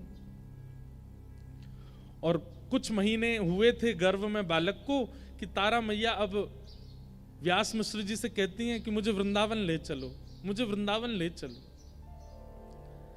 उस काल में इतनी व्यवस्थाएं तो थी नहीं। एक दिन व्यास मिश्र जी ने योजना बनाई और जो बादशाह जिसके यहाँ व्यास मिश्र जी सब अपनी क्रियाएं करते थे, उसको जाके कहा हमें कुछ दिन का अवकाश दीजिए, पत्नी को लेकर वृंदावन जाना है।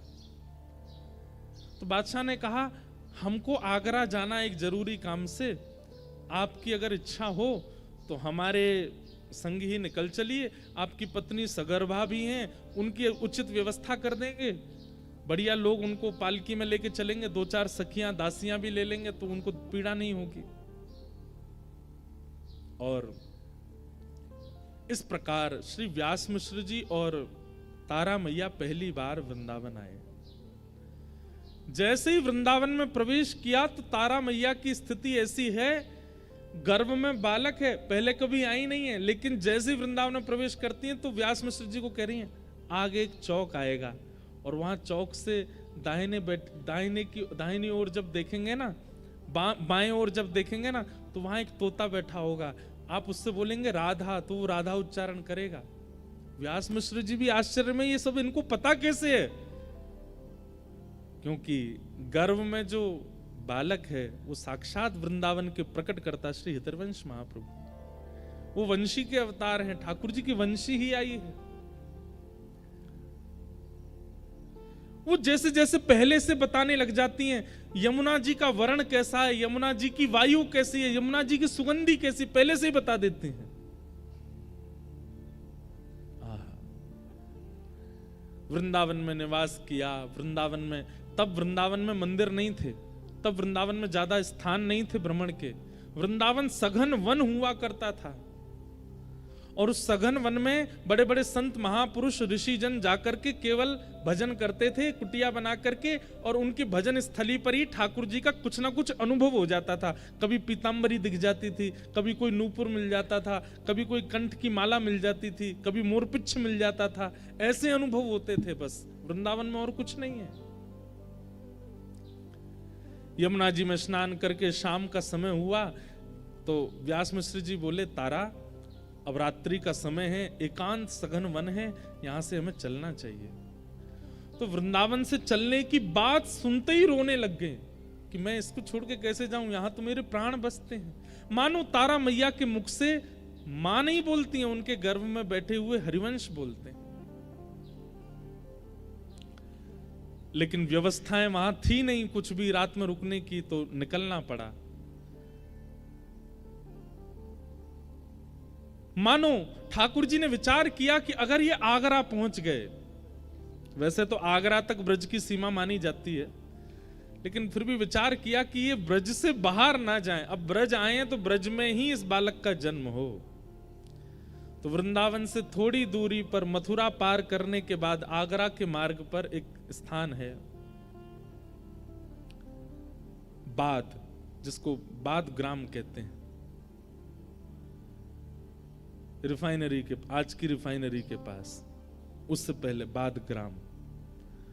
वहां पहुंचे तो इतनी प्रसव पीड़ा हुई कि तारा माँ ने कह दिया मैं आगे नहीं जा पाऊंगी, यहीं रुकी। और बाद ग्राम में ही रुक गए। वहीं ग्रामीण लोगों ने कहा कि आप बिल्कुल चिंता मत करो, यहीं रहिए, हम आपकी खूब सेवा करेंगे, खूब आनंद करेंगे, सब बढ़िया, आप हमको रस चर्चा सुनाते रहना। तो व्यास मिश्र जी थोड़ा प्रवचन सत्संग आदि करते थे, गांव के लोग सब वहां ध्यान रखते थे। और अंत के प्रसव काल के समय तारा माता जी और व्यास मिश्र जी बाद गांव में रहे। और फिर पावन तिथि आई वैशाख शुक्ल एकादशी, जो कि आज है। वैशाख शुक्ल एकादशी और वार था सोमवार। आज कौन सा वार है? सोमवार तो नहीं है, लेकिन बाकी तिथियां तो मिली गई। वैशाख शुक्ल एकादशी, और वैशाख शुक्ल एकादशी की पावन तिथि पर श्री ब्रजमंडल के बाद ग्राम में तारा मैया की कोख से श्री राधा वल्लभ लाल जी को वृंदावन में विराजमान करने वाले श्री हितरवंश महाप्रभु का प्रादुर्भाव। बोलो हितरवंश महाप्रभु की जय। महाप्रभु जी का जन्म हुआ। आहा, पूरे ब्रजमंडल में ऐसी आनंद की उमंग हो गई, मानो पता नहीं कैसे गांव के लोगों को इतना उत्साह होने लगा, सब उत्सव मनाने लगे, सबको ऐसा उत्सव जैसा होने लगा जैसे ठाकुर जी के प्रादुर्भाव पर उत्सव हुआ, वैसा उत्सव होने लगा।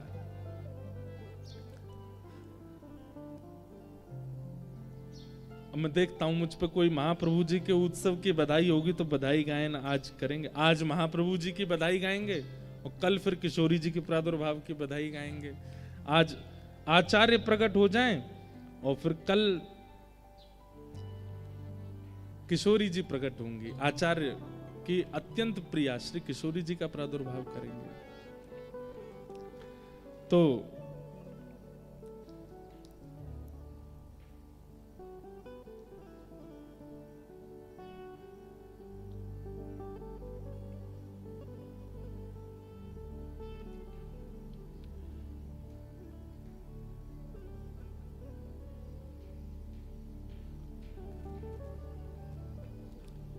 जीवो तारानंदन चिर जीवो, जीवो तारानंदन चिर जीवो, जीवो तारानंदन चिर जीवो, जीवो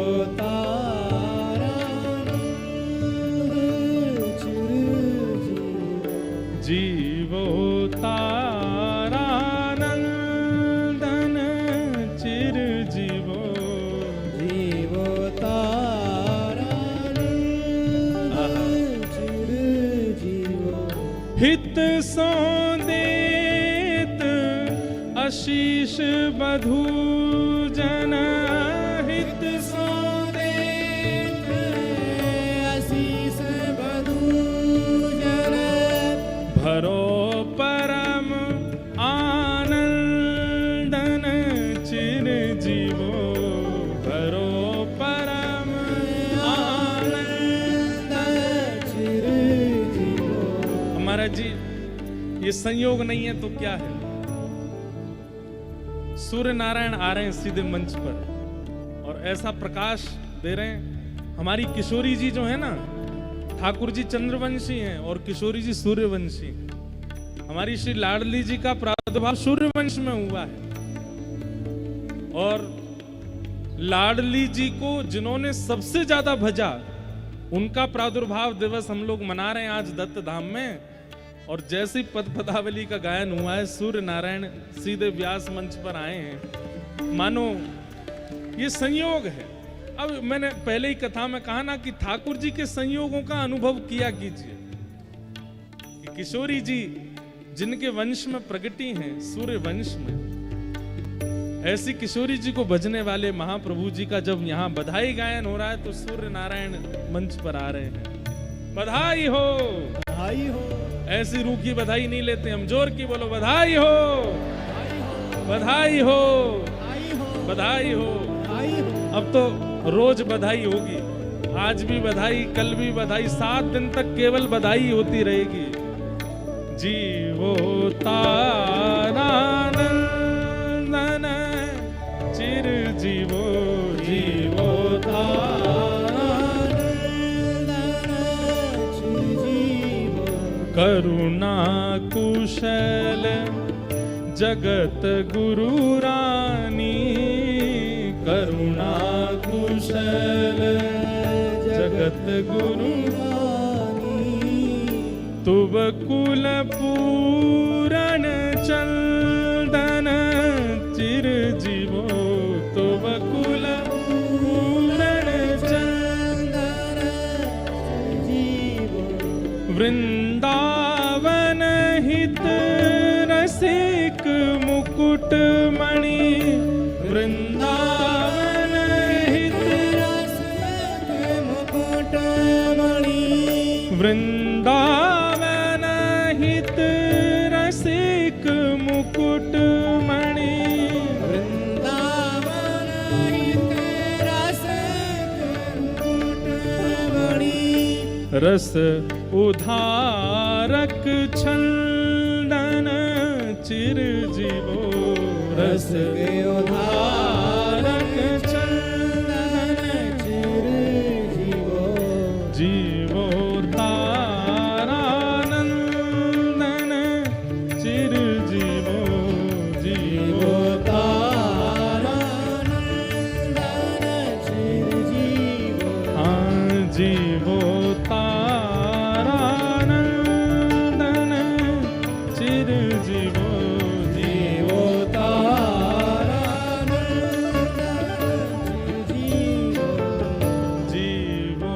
तारानंदन, जीवो तारानंदन।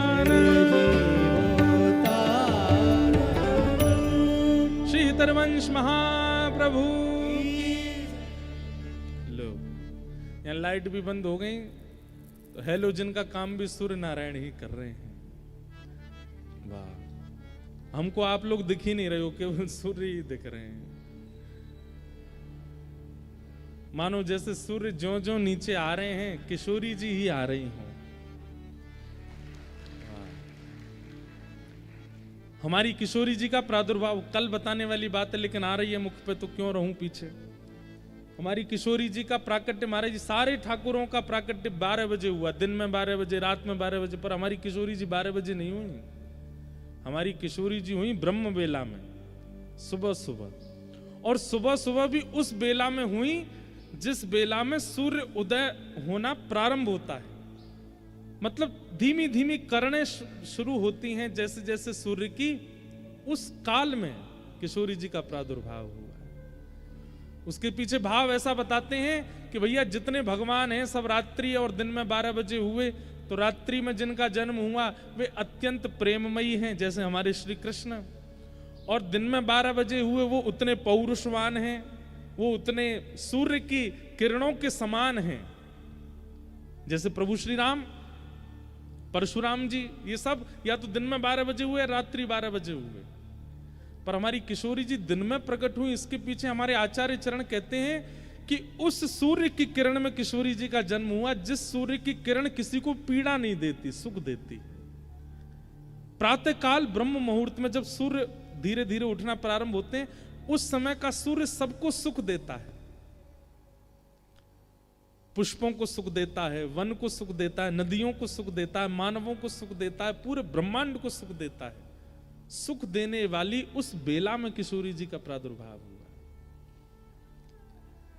कल इसी समय के सूर्य सहन नहीं कर पाएंगे हम, लेकिन आज वर्षा होने के कारण ये सूर्य भी वैसे ही लग रहे हैं, ब्रह्म बेला वाले, बिल्कुल करुण, बिल्कुल मधुर, बिल्कुल आनंददायी। ये सब संयोग है। मैं तो संयोग ही बताता रहूंगा, ऐसा हुआ तो ये समझो, ऐसा हुआ तो ये समझो, और यही होना चाहिए। कथा सुनना, कथा करना, भजन साधन करने का फल यही है कि आपको हर क्षण संयोग का अनुभव होता हो। जिसको कोई संयोग अनुभव नहीं होते ना, उसको ठाकुर जी का अनुभव नहीं हो सकता। हमारी तो कथा की यही हमको प्राप्ति है कि हमको संयोग के अनुभव हो जाते हैं। महाप्रभु जी प्रकट हुए, प्रकट होते ही पूरे बाद गांव में आनंद, वृंदावन तक आनंद हुआ। सबने आ करके बधाई गाई, चिरजीवो तारानंदन कह करके आनंद कराए। ऐसे महाप्रभु जी प्रकटे।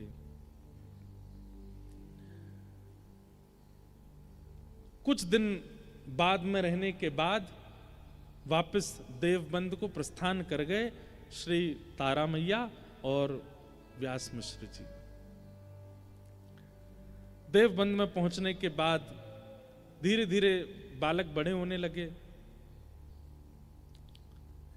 तो इनके पिताजी के सेवा के ठाकुर जी थे राधा मोहन जी, उनकी सेवा करते। तो बालक बचपन से ही इनकी ऐसी रुचि थी, खूब रोते थे, लेकिन जैसे ही ठाकुर जी के सामने लेकर के तारा मैया बैठ जाती थी, ठाकुर जी को देख करके ऐसे गंभीर धीर पलक झपकना भूल जाते थे, देखते रहते थे केवल ठाकुर जी को। बालक में बचपन से ही गुण दिखने लग जाते हैं भगवत सेवा के। उस समय माता पिता को सावधान हो जाना चाहिए, अगर उसमें भगवत सेवा के गुण दिख रहे हैं तो भैया वो कोई महापुरुष ही है, उसका फिर रुझान उसी तरफ कराने लग जाओ, वो उसी से ही उसका कल्याण होगा। धीरे धीरे बड़े हुए तो इनका मन केवल वहीं लगता था, जहां मंदिर था ठाकुर जी का वहीं जाके बैठ जाते थे, लेकिन पिताजी अपरस के कारण भीतर नहीं आने देते, तो बाहर बैठे बैठे देखते रहते थे ठाकुर जी को। और नजर भी कहां होती थी? ठाकुर जी के अधरों पे, क्योंकि वहीं रही है ना, वंशी हैं, ठाकुर जी के अधरों को ही देखते रहते।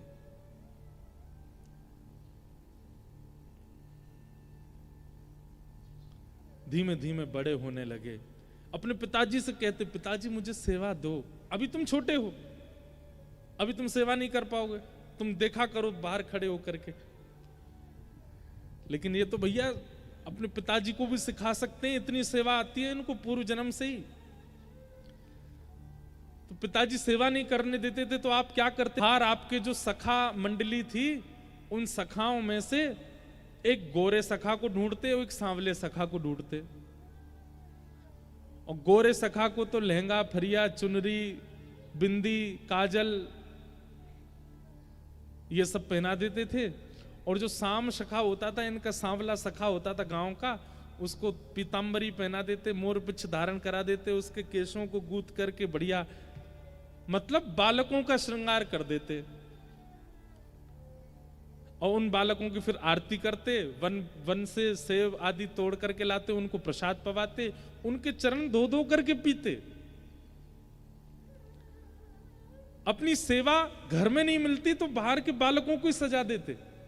अब वो बालक अपने घर जाते तो बेचारा जो श्याम वर्ण का था उसकी तो कोई नौबत नहीं आती थी, लेकिन जो गोरा सखा जिसको किशोरी जी बना देते थे, वो जब अपने घर जाता तो घर वाले कहते, अरे ये तू लाली बना क्यों घूमता है? बोले मैं नहीं बनता, वो हरिवंश बालक है, वो बना देता मुझको लाली।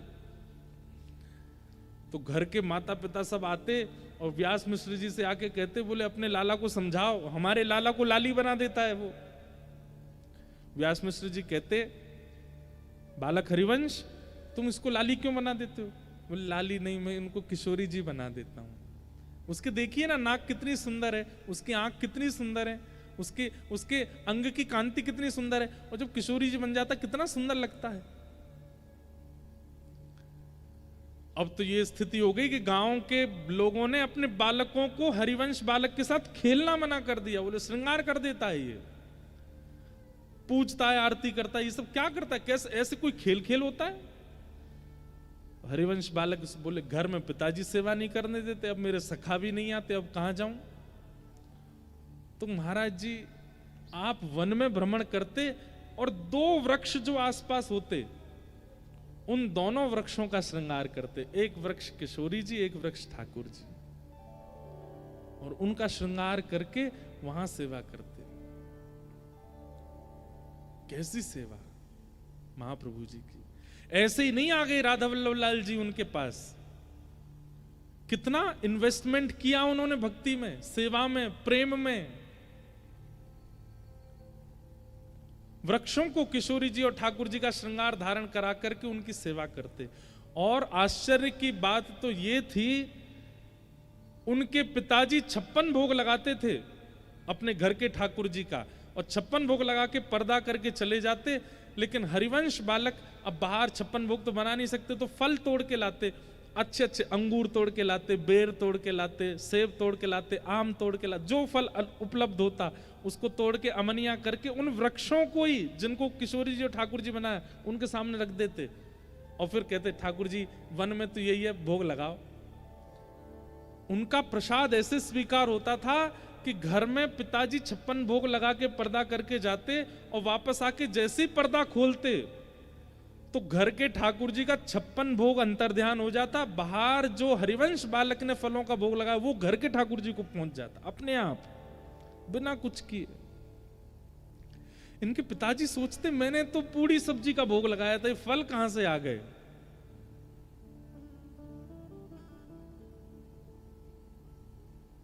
ऐसी सेवा करते श्री हरिवंश महाप्रभु। और चरित्र तो उनका बहुत विस्तृत है, कैसे कैसे अनुभव हुए उनको, रास का अनुभव हुआ, सब बाल्यकाल से ही अनुभव हो गया था उनको।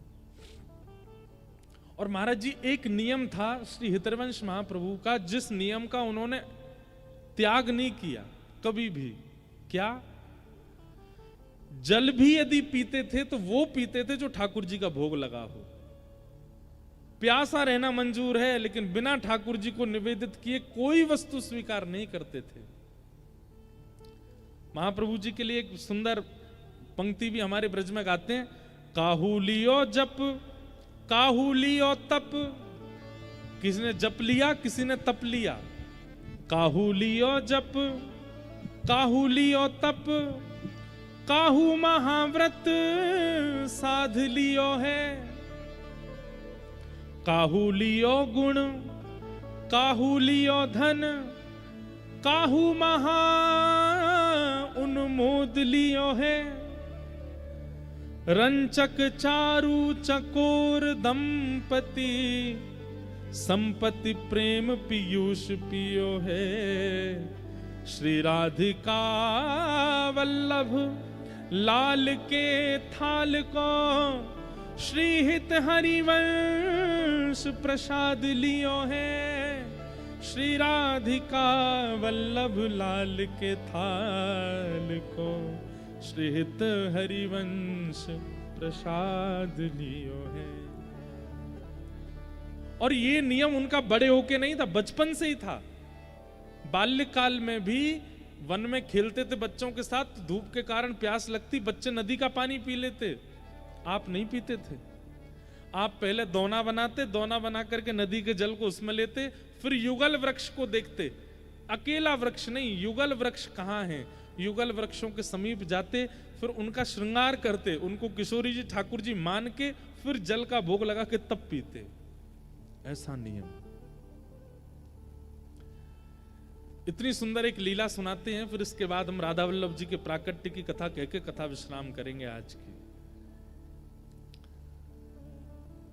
एक बार आपको रात्रि में भूख लगी, 5-6 वर्ष की आयु थी हरिवंश महाप्रभु जी की।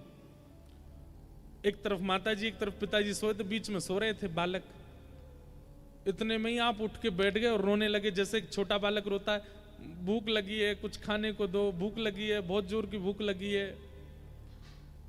तो माता जी उठी, पिताजी उठ गए, बोले अरे बालक बहुत भूखा है, जल्दी कुछ लेके आओ। माता जी गई रसोई घर में से कुछ सामग्री उठा लाई। अब इनका ऐसा स्वरूप था, ये देखते ही पहचान जाते थे कि भोग लगा कि नहीं। महाराज जी एक बात हमने अनुभव की है कि जिनका प्रसाद लेने का नियम होता है ना, उनको बिना प्रसाद अगर आप पवा देंगे कुछ, उनको पता चल जाएगा कि ये प्रसाद का नहीं है। बालक रो रहे है और बहुत जोर को भूखो है, प्यासो है, और वो आपको और मेरो अधरामृति ग्रहण करे, चरणामृति लेवे, वाके अलावा कछु लेवे ना है। माता पिता हम दोनों उनको भोग लगावे में संकोच कर रहे हैं रात्रि को समय, लेकिन बालक रो रो है। किशोरी जी बोली हाँ रो तो रहे हो, अब एक काम करो, जल्दी आप ही ऐसी कोई योजना बनाओ कि चरणामृत और अधरामृत, अधर को प्रसाद दोनों व्यवस्थित कर दो ताकि बालक को मिल जाए। तो सेवा के ठाकुर जी, इतने इतने से ठाकुर जी उठ के बैठ गए, और उठ के बैठे और बैठ करके अपने शेष सैया से उतरे। शेष सैया से उतर के छोटी सी पात्र उठा करके किशोरी जी के चरणन के नीचे रखो, और ठाकुर जी एक लुटिया में जल लेकर के आए, किशोरी जी के चरण धो रहे हैं, और किशोरी जी के चरण धो करके किशोरी जी के चरणामृत को वहां में व्यवस्थित कियो, और फिर स्वयं किशोरी जी के बगल में बैठ के अपने चरण धो रहे हैं ठाकुर जी अपने चरण खुद ही धो रहे हैं। किशोरी जी बोली लाओ मैं दूं, बोले ना वो पाप लगेगा, आप तो मेरी आराध्या हो, आप मत दो, मैं खुद धो लूंगा। अपने आप ठाकुर जी अपने चरण धो रहे हैं। फिर बंटा भोग लेकर के आए, और बंटा भोग अब कितना सा मंदिर होता है घर का, इतना सा मंदिर है, वो छोटे से ठाकुर जी लीला कर रहे हैं अपने आप ही। बंटा भोग लेकर के आए, नेक्स्ट श्री जी को पवायो, नेक्स्ट स्वयं पायो, और अपना उच्छिष्ट छोड़ते जा रहे हैं, उसमें पूरा पूरा नहीं पा रहे, क्योंकि हरिवंश बालक को चाहिए। भोग प्रसादी सब सिद्ध करके व्यवस्थित करके रख दई, और दोनों सेज पे पौड़ गए, चदरिया ओढ़ के सो गए। किशोरी जी बोली, आपने चरणामृत तैयार कर दियो, अधरामृत पर वाल लेवे कौन आएगो, धर तो दियो। अब ठाकुर जी बोले, मैं चिल्ला के बोलूं कि ले जाओ? तो बोले कुछ तो करो। तो वहां कोई खिलौना रखा था, ठाकुर जी के सन्मुख खिलौने होते हैं, ठाकुर जी ने एक खिलौना गेड़ दिया मंदिर में। जोर की आवाज हुई तो व्यास मिश्र जी तारा मैया को पता चली, अरे ठाकुर जी के मंदिर में से आवाज आई है, कहा है देखो। आपने भीतर मंदिर में जाकर के जैसी देखी, एक खिलौना गिरा पड़ा था, लेकिन तभी क्या देखा, वहां तो सन्मुख एक पर्दा के पीछे तो ठाकुर जी सोए, पर्दा के आगे एक चौकी में एक पात्र में खूब सारे मेवा लड्डू आदि सब रखे हैं, और सब पे दो दो दतुइयां लगी हुई हैं, ठाकुर जी ने खा ली हो है। और एक चरणामृत को पात्र रखो है, वहां में चरणन में लगे हुए चंदन धुले भये हैं, और वहां में से रात्रि में लगा हुए इत्र की सुगंधी आ रही है। ये दृश्य देख करके व्यास मिश्र जी और तारा मैया समझ गए, बोले कि हमारा बालक सामान्य नहीं है, हमारा बालक देखो वो अधरामृत ठाकुर जी का लेता है, ठाकुर जी का महाप्रसाद लेता है, तो ठाकुर जी ने उठ करके अपने चरणामृत और महाप्रसाद दोनों सिद्ध किए हैं ताकि उसको पवा दे, और ले जाकर के वो महाप्रसाद और चरणामृत हरिवंश बालक को पिलाया, तब जाकर के वो सोए। ऐसे श्री हरिवंश महाप्रभु। अब चरित्र तो बहुत है, लेकिन हम अब राधा वल्लभ जी के प्राकट्य करा करके फिर चलते हैं। महाप्रभु जी बड़े हो गए, उनका ब्याह हुआ, जिनसे ब्याह हुआ वो भी ठाकुर जी की अनन्य भक्ता हुई, श्री रुक्मणी बाई जी। उनके प्रथम पुत्र हुए श्री वनचंद्र जी। इस प्रकार आपके बालक हुए। कुछ वर्षों बाद किशोरी जी ने रात्रि में आपको आज्ञा की और आपसे कहा कि अब आप वृंदावन चलो। वहां इनको बीच में एक ठाकुर जी भी मिले थे, उनका नाम नवरंगी लाल जी, वो आज भी विराजते हैं देवबन में। आप वृंदावन जाने को तैयार हुए, पत्नी बच्चों से कहा तुम लोग सब संभालो, नवरंगी लाल जी की सेवा करो, किशोरी जी की मुझे आज्ञा हुई है, मैं वृंदावन जाऊंगा। और महाराज जी हरिवंश महाप्रभु जी को दीक्षा भी किशोरी जी नहीं दी, राधा रानी नहीं दी, राधा नाम की दीक्षा प्रदान की। महाप्रभु जी वृंदावन के लिए निकले, रात्रि हो गई थी, चित्थावल नाम के गांव में आप एक वृक्ष के नीचे सो गए। किशोरी जी ने वहां फिर स्वप्न दिया और कहा कि हम यहां दोनों युगल एक रूप में विराजमान हैं, आप कृपा करके आत्मदेव नाम के ब्राह्मण है उनके घर जाओ, वहां से हमारे उस स्वरूप को लेकर के वृंदावन चलो। और किशोरी जी ने आज्ञा की, अपनी पत्नी बच्चों को छोड़ करके आए हो देवबन में, लेकिन अब हमारी आज्ञा है, हमारी सेवा के विस्तार के लिए आत्मदेव ब्राह्मण जो हैं, इनकी 2 पुत्रियां, दोनों से आप ब्याह कर लेना, और इन्हीं का वंश हमारे आगे सेवा में लगेगा। हरिवंश महाप्रभु बोले, आपने ये कैसी लीला करी श्री जी, अभी अभी तो हम त्याग करके आए घर परिवार का, अब यहां आकर के दूसरा ब्याह। बोले हमारी आज्ञा है, करो, पूछो नहीं क्यों। महाप्रभु जी आत्मदेव ब्राह्मण के यहाँ गए, और वहां आत्मदेव को भी श्री जी ने स्वप्न दे दिया था कि तुम्हारी सेवा पूरी हो गई, एक आत्मदेव ब्राह्मण आएंगे, उनको हमें पधरा देना। एक हरिवंश नाम के व्यक्ति आएंगे, उनको हमें दे देना। आत्मदेव ब्राह्मण ने जैसी देखा, वो प्यारो वृंदावन की अभी वीडियो बनी है बहुत अच्छी, महाराज जी को मैं दिखाऊंगा, तो उसमें बहुत छोटे छोटे चरित्र दिखाए हैं। उसमें यहां से चरित्र दिखता है कि हरिवंश महाप्रभु आत्मदेव ब्राह्मण के यहाँ जाते हैं और जाकर के बताते हैं कि मुझे स्वप्न में श्री जी ने आज्ञा की कि आपके जो ठाकुर जी हैं इन्हें मुझे दे दो, मैं इनको लेकर वृंदावन जाऊंगा। और आश्चर्य की बात ये कि हरिवंश महाप्रभु बोले, स्वप्न में ये भी कहा है कि आपकी जो दोनों बेटी है उनसे हमारा ब्याह और करा दो। कोई अपने ब्याह का प्रस्ताव ऐसे कैसे देता है? लेकिन किशोरी जी की आज्ञा थी, तो महाप्रभु जी ने कहा। आत्मदेव जी बोले, हाँ मुझे भी स्वप्न आया है अपनी दोनों बेटी का ब्याह हरिवंश महाप्रभु से करा के और दहेज में प्यारे श्री राधा वल्लभ लाल प्रदान किए। बोल राधा वल्लभ लाल की। ये राधा वल्लभ जी कैसे प्राप्त हुए?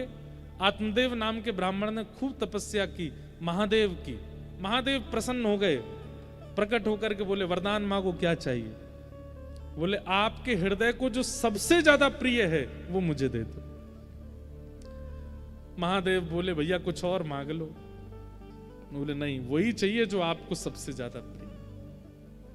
तब महादेव श्वेतद्वीप गए और श्वेतद्वीप में महादेव की घर की सेवा के ठाकुर श्री राधा वल्लभ जी लाल, जो हृदय को सबसे प्रिय हैं, वो ला करके आत्मदेव ब्राह्मण को दे दिए।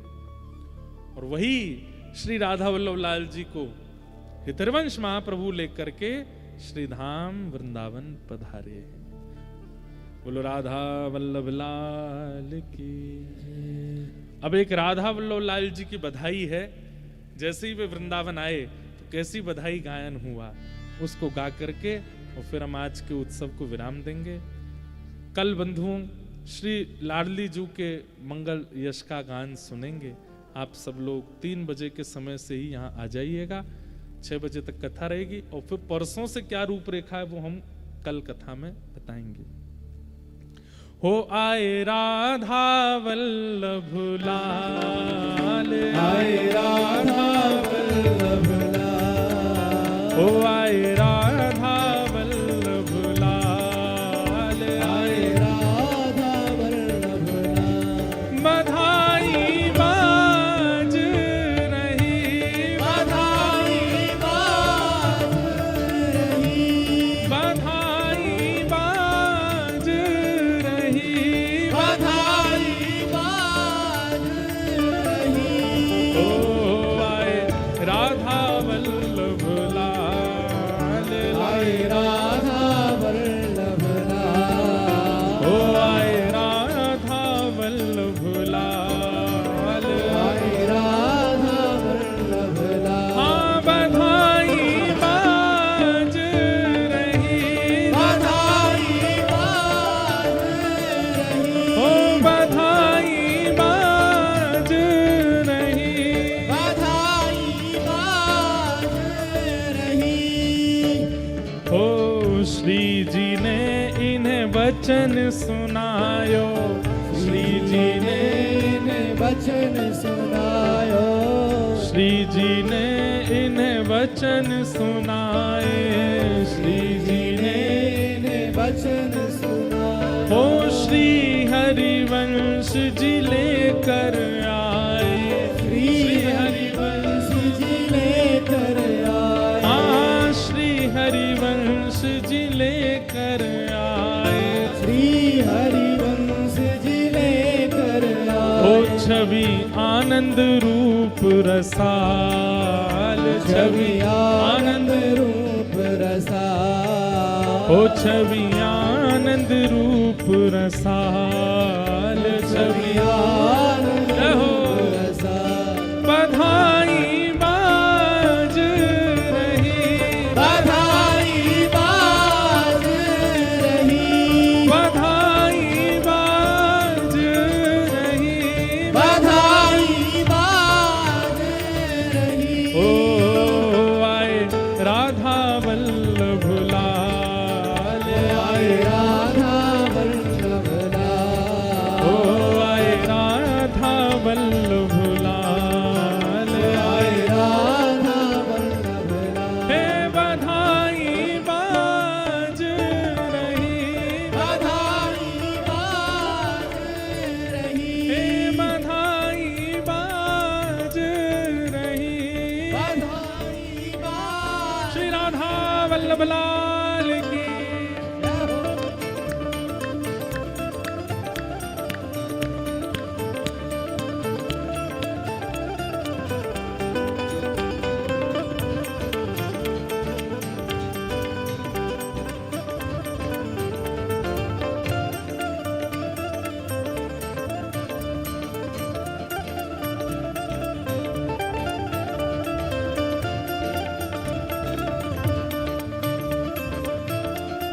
देखो, किसी को किसी की शक्ल नहीं दिख रही है, मुझे तो आप दिख ही नहीं रहे।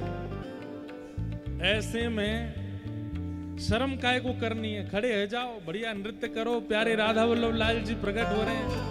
आज पावन एकादशी का दिन हितरवंश महाप्रभु का जन्मोत्सव है। बढ़िया भाव से उत्सव मनाते हुए गाओ।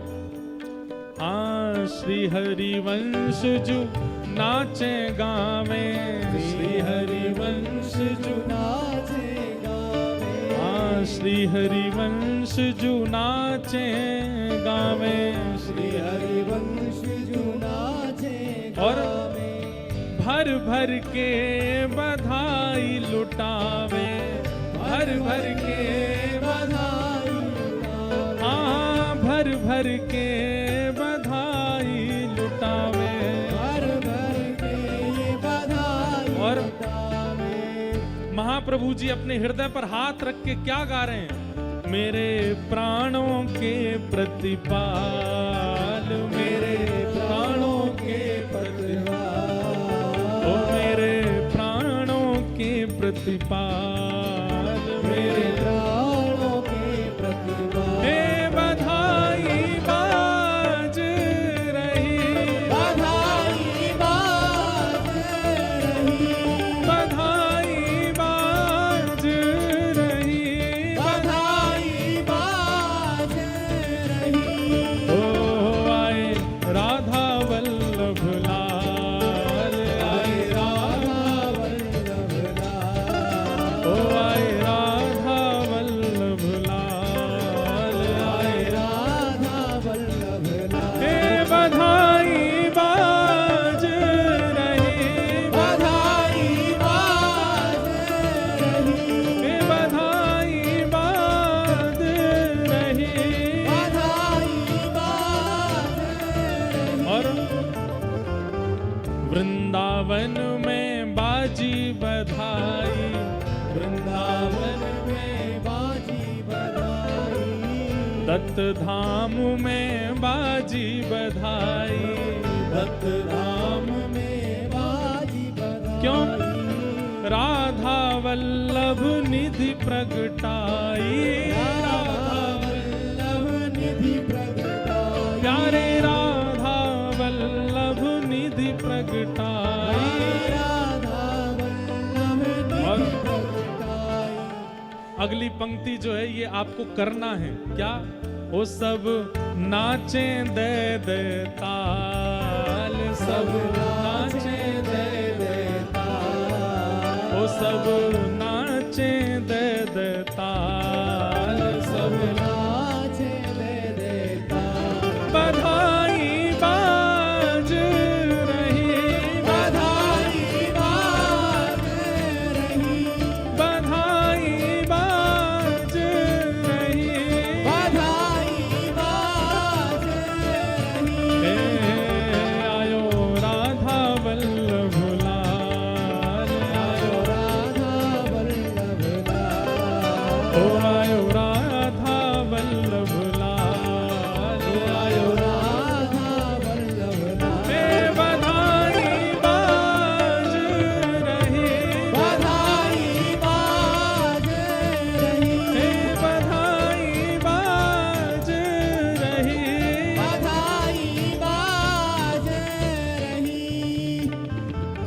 आतुर हित हरिवंश पुकारो, राधा राधा नाम, आतुरित हरिवंश पुकारो, राधा राधा नाम, ओ प्यारो राधा राधा नाम, प्यारो राधा राधा, वेग से कहो सब लोग, जय राधे राधे, राधे राधे, श्री राधे राधे, राधे राधे, हरिवंश प्यारी, राधे राधे, हरिदास दुलारी, राधे राधे, जय राधे राधे, राधे राधे, श्री राधे राधे, राधे राधे, आतुर हित हरिवंश पुकारो, राधा राधा नाम, आतुर हित हरिवंश पुकारो, राधा राधा हे सघन कुंज यमुना तट आयो, सघन कुंज यमुना तट आयो, मदन टेर वृंदावन आयो, मदन टेर वृंदावन आयो। ओ प्यारो राधा वल्लभ लाल, वृंदावन प्यारो वृंदावन, वृंदावन प्यारो वृंदावन, हे श्री वृंदावन मेरो वृंदावन, वृंदावन मेरो वृंदावन। सघन कुंज यमुना तट आयो, सघन कुंज यमुना तट आयो, प्यारो राधा वल्लभ लाल, वृंदावन मेरो वृंदावन,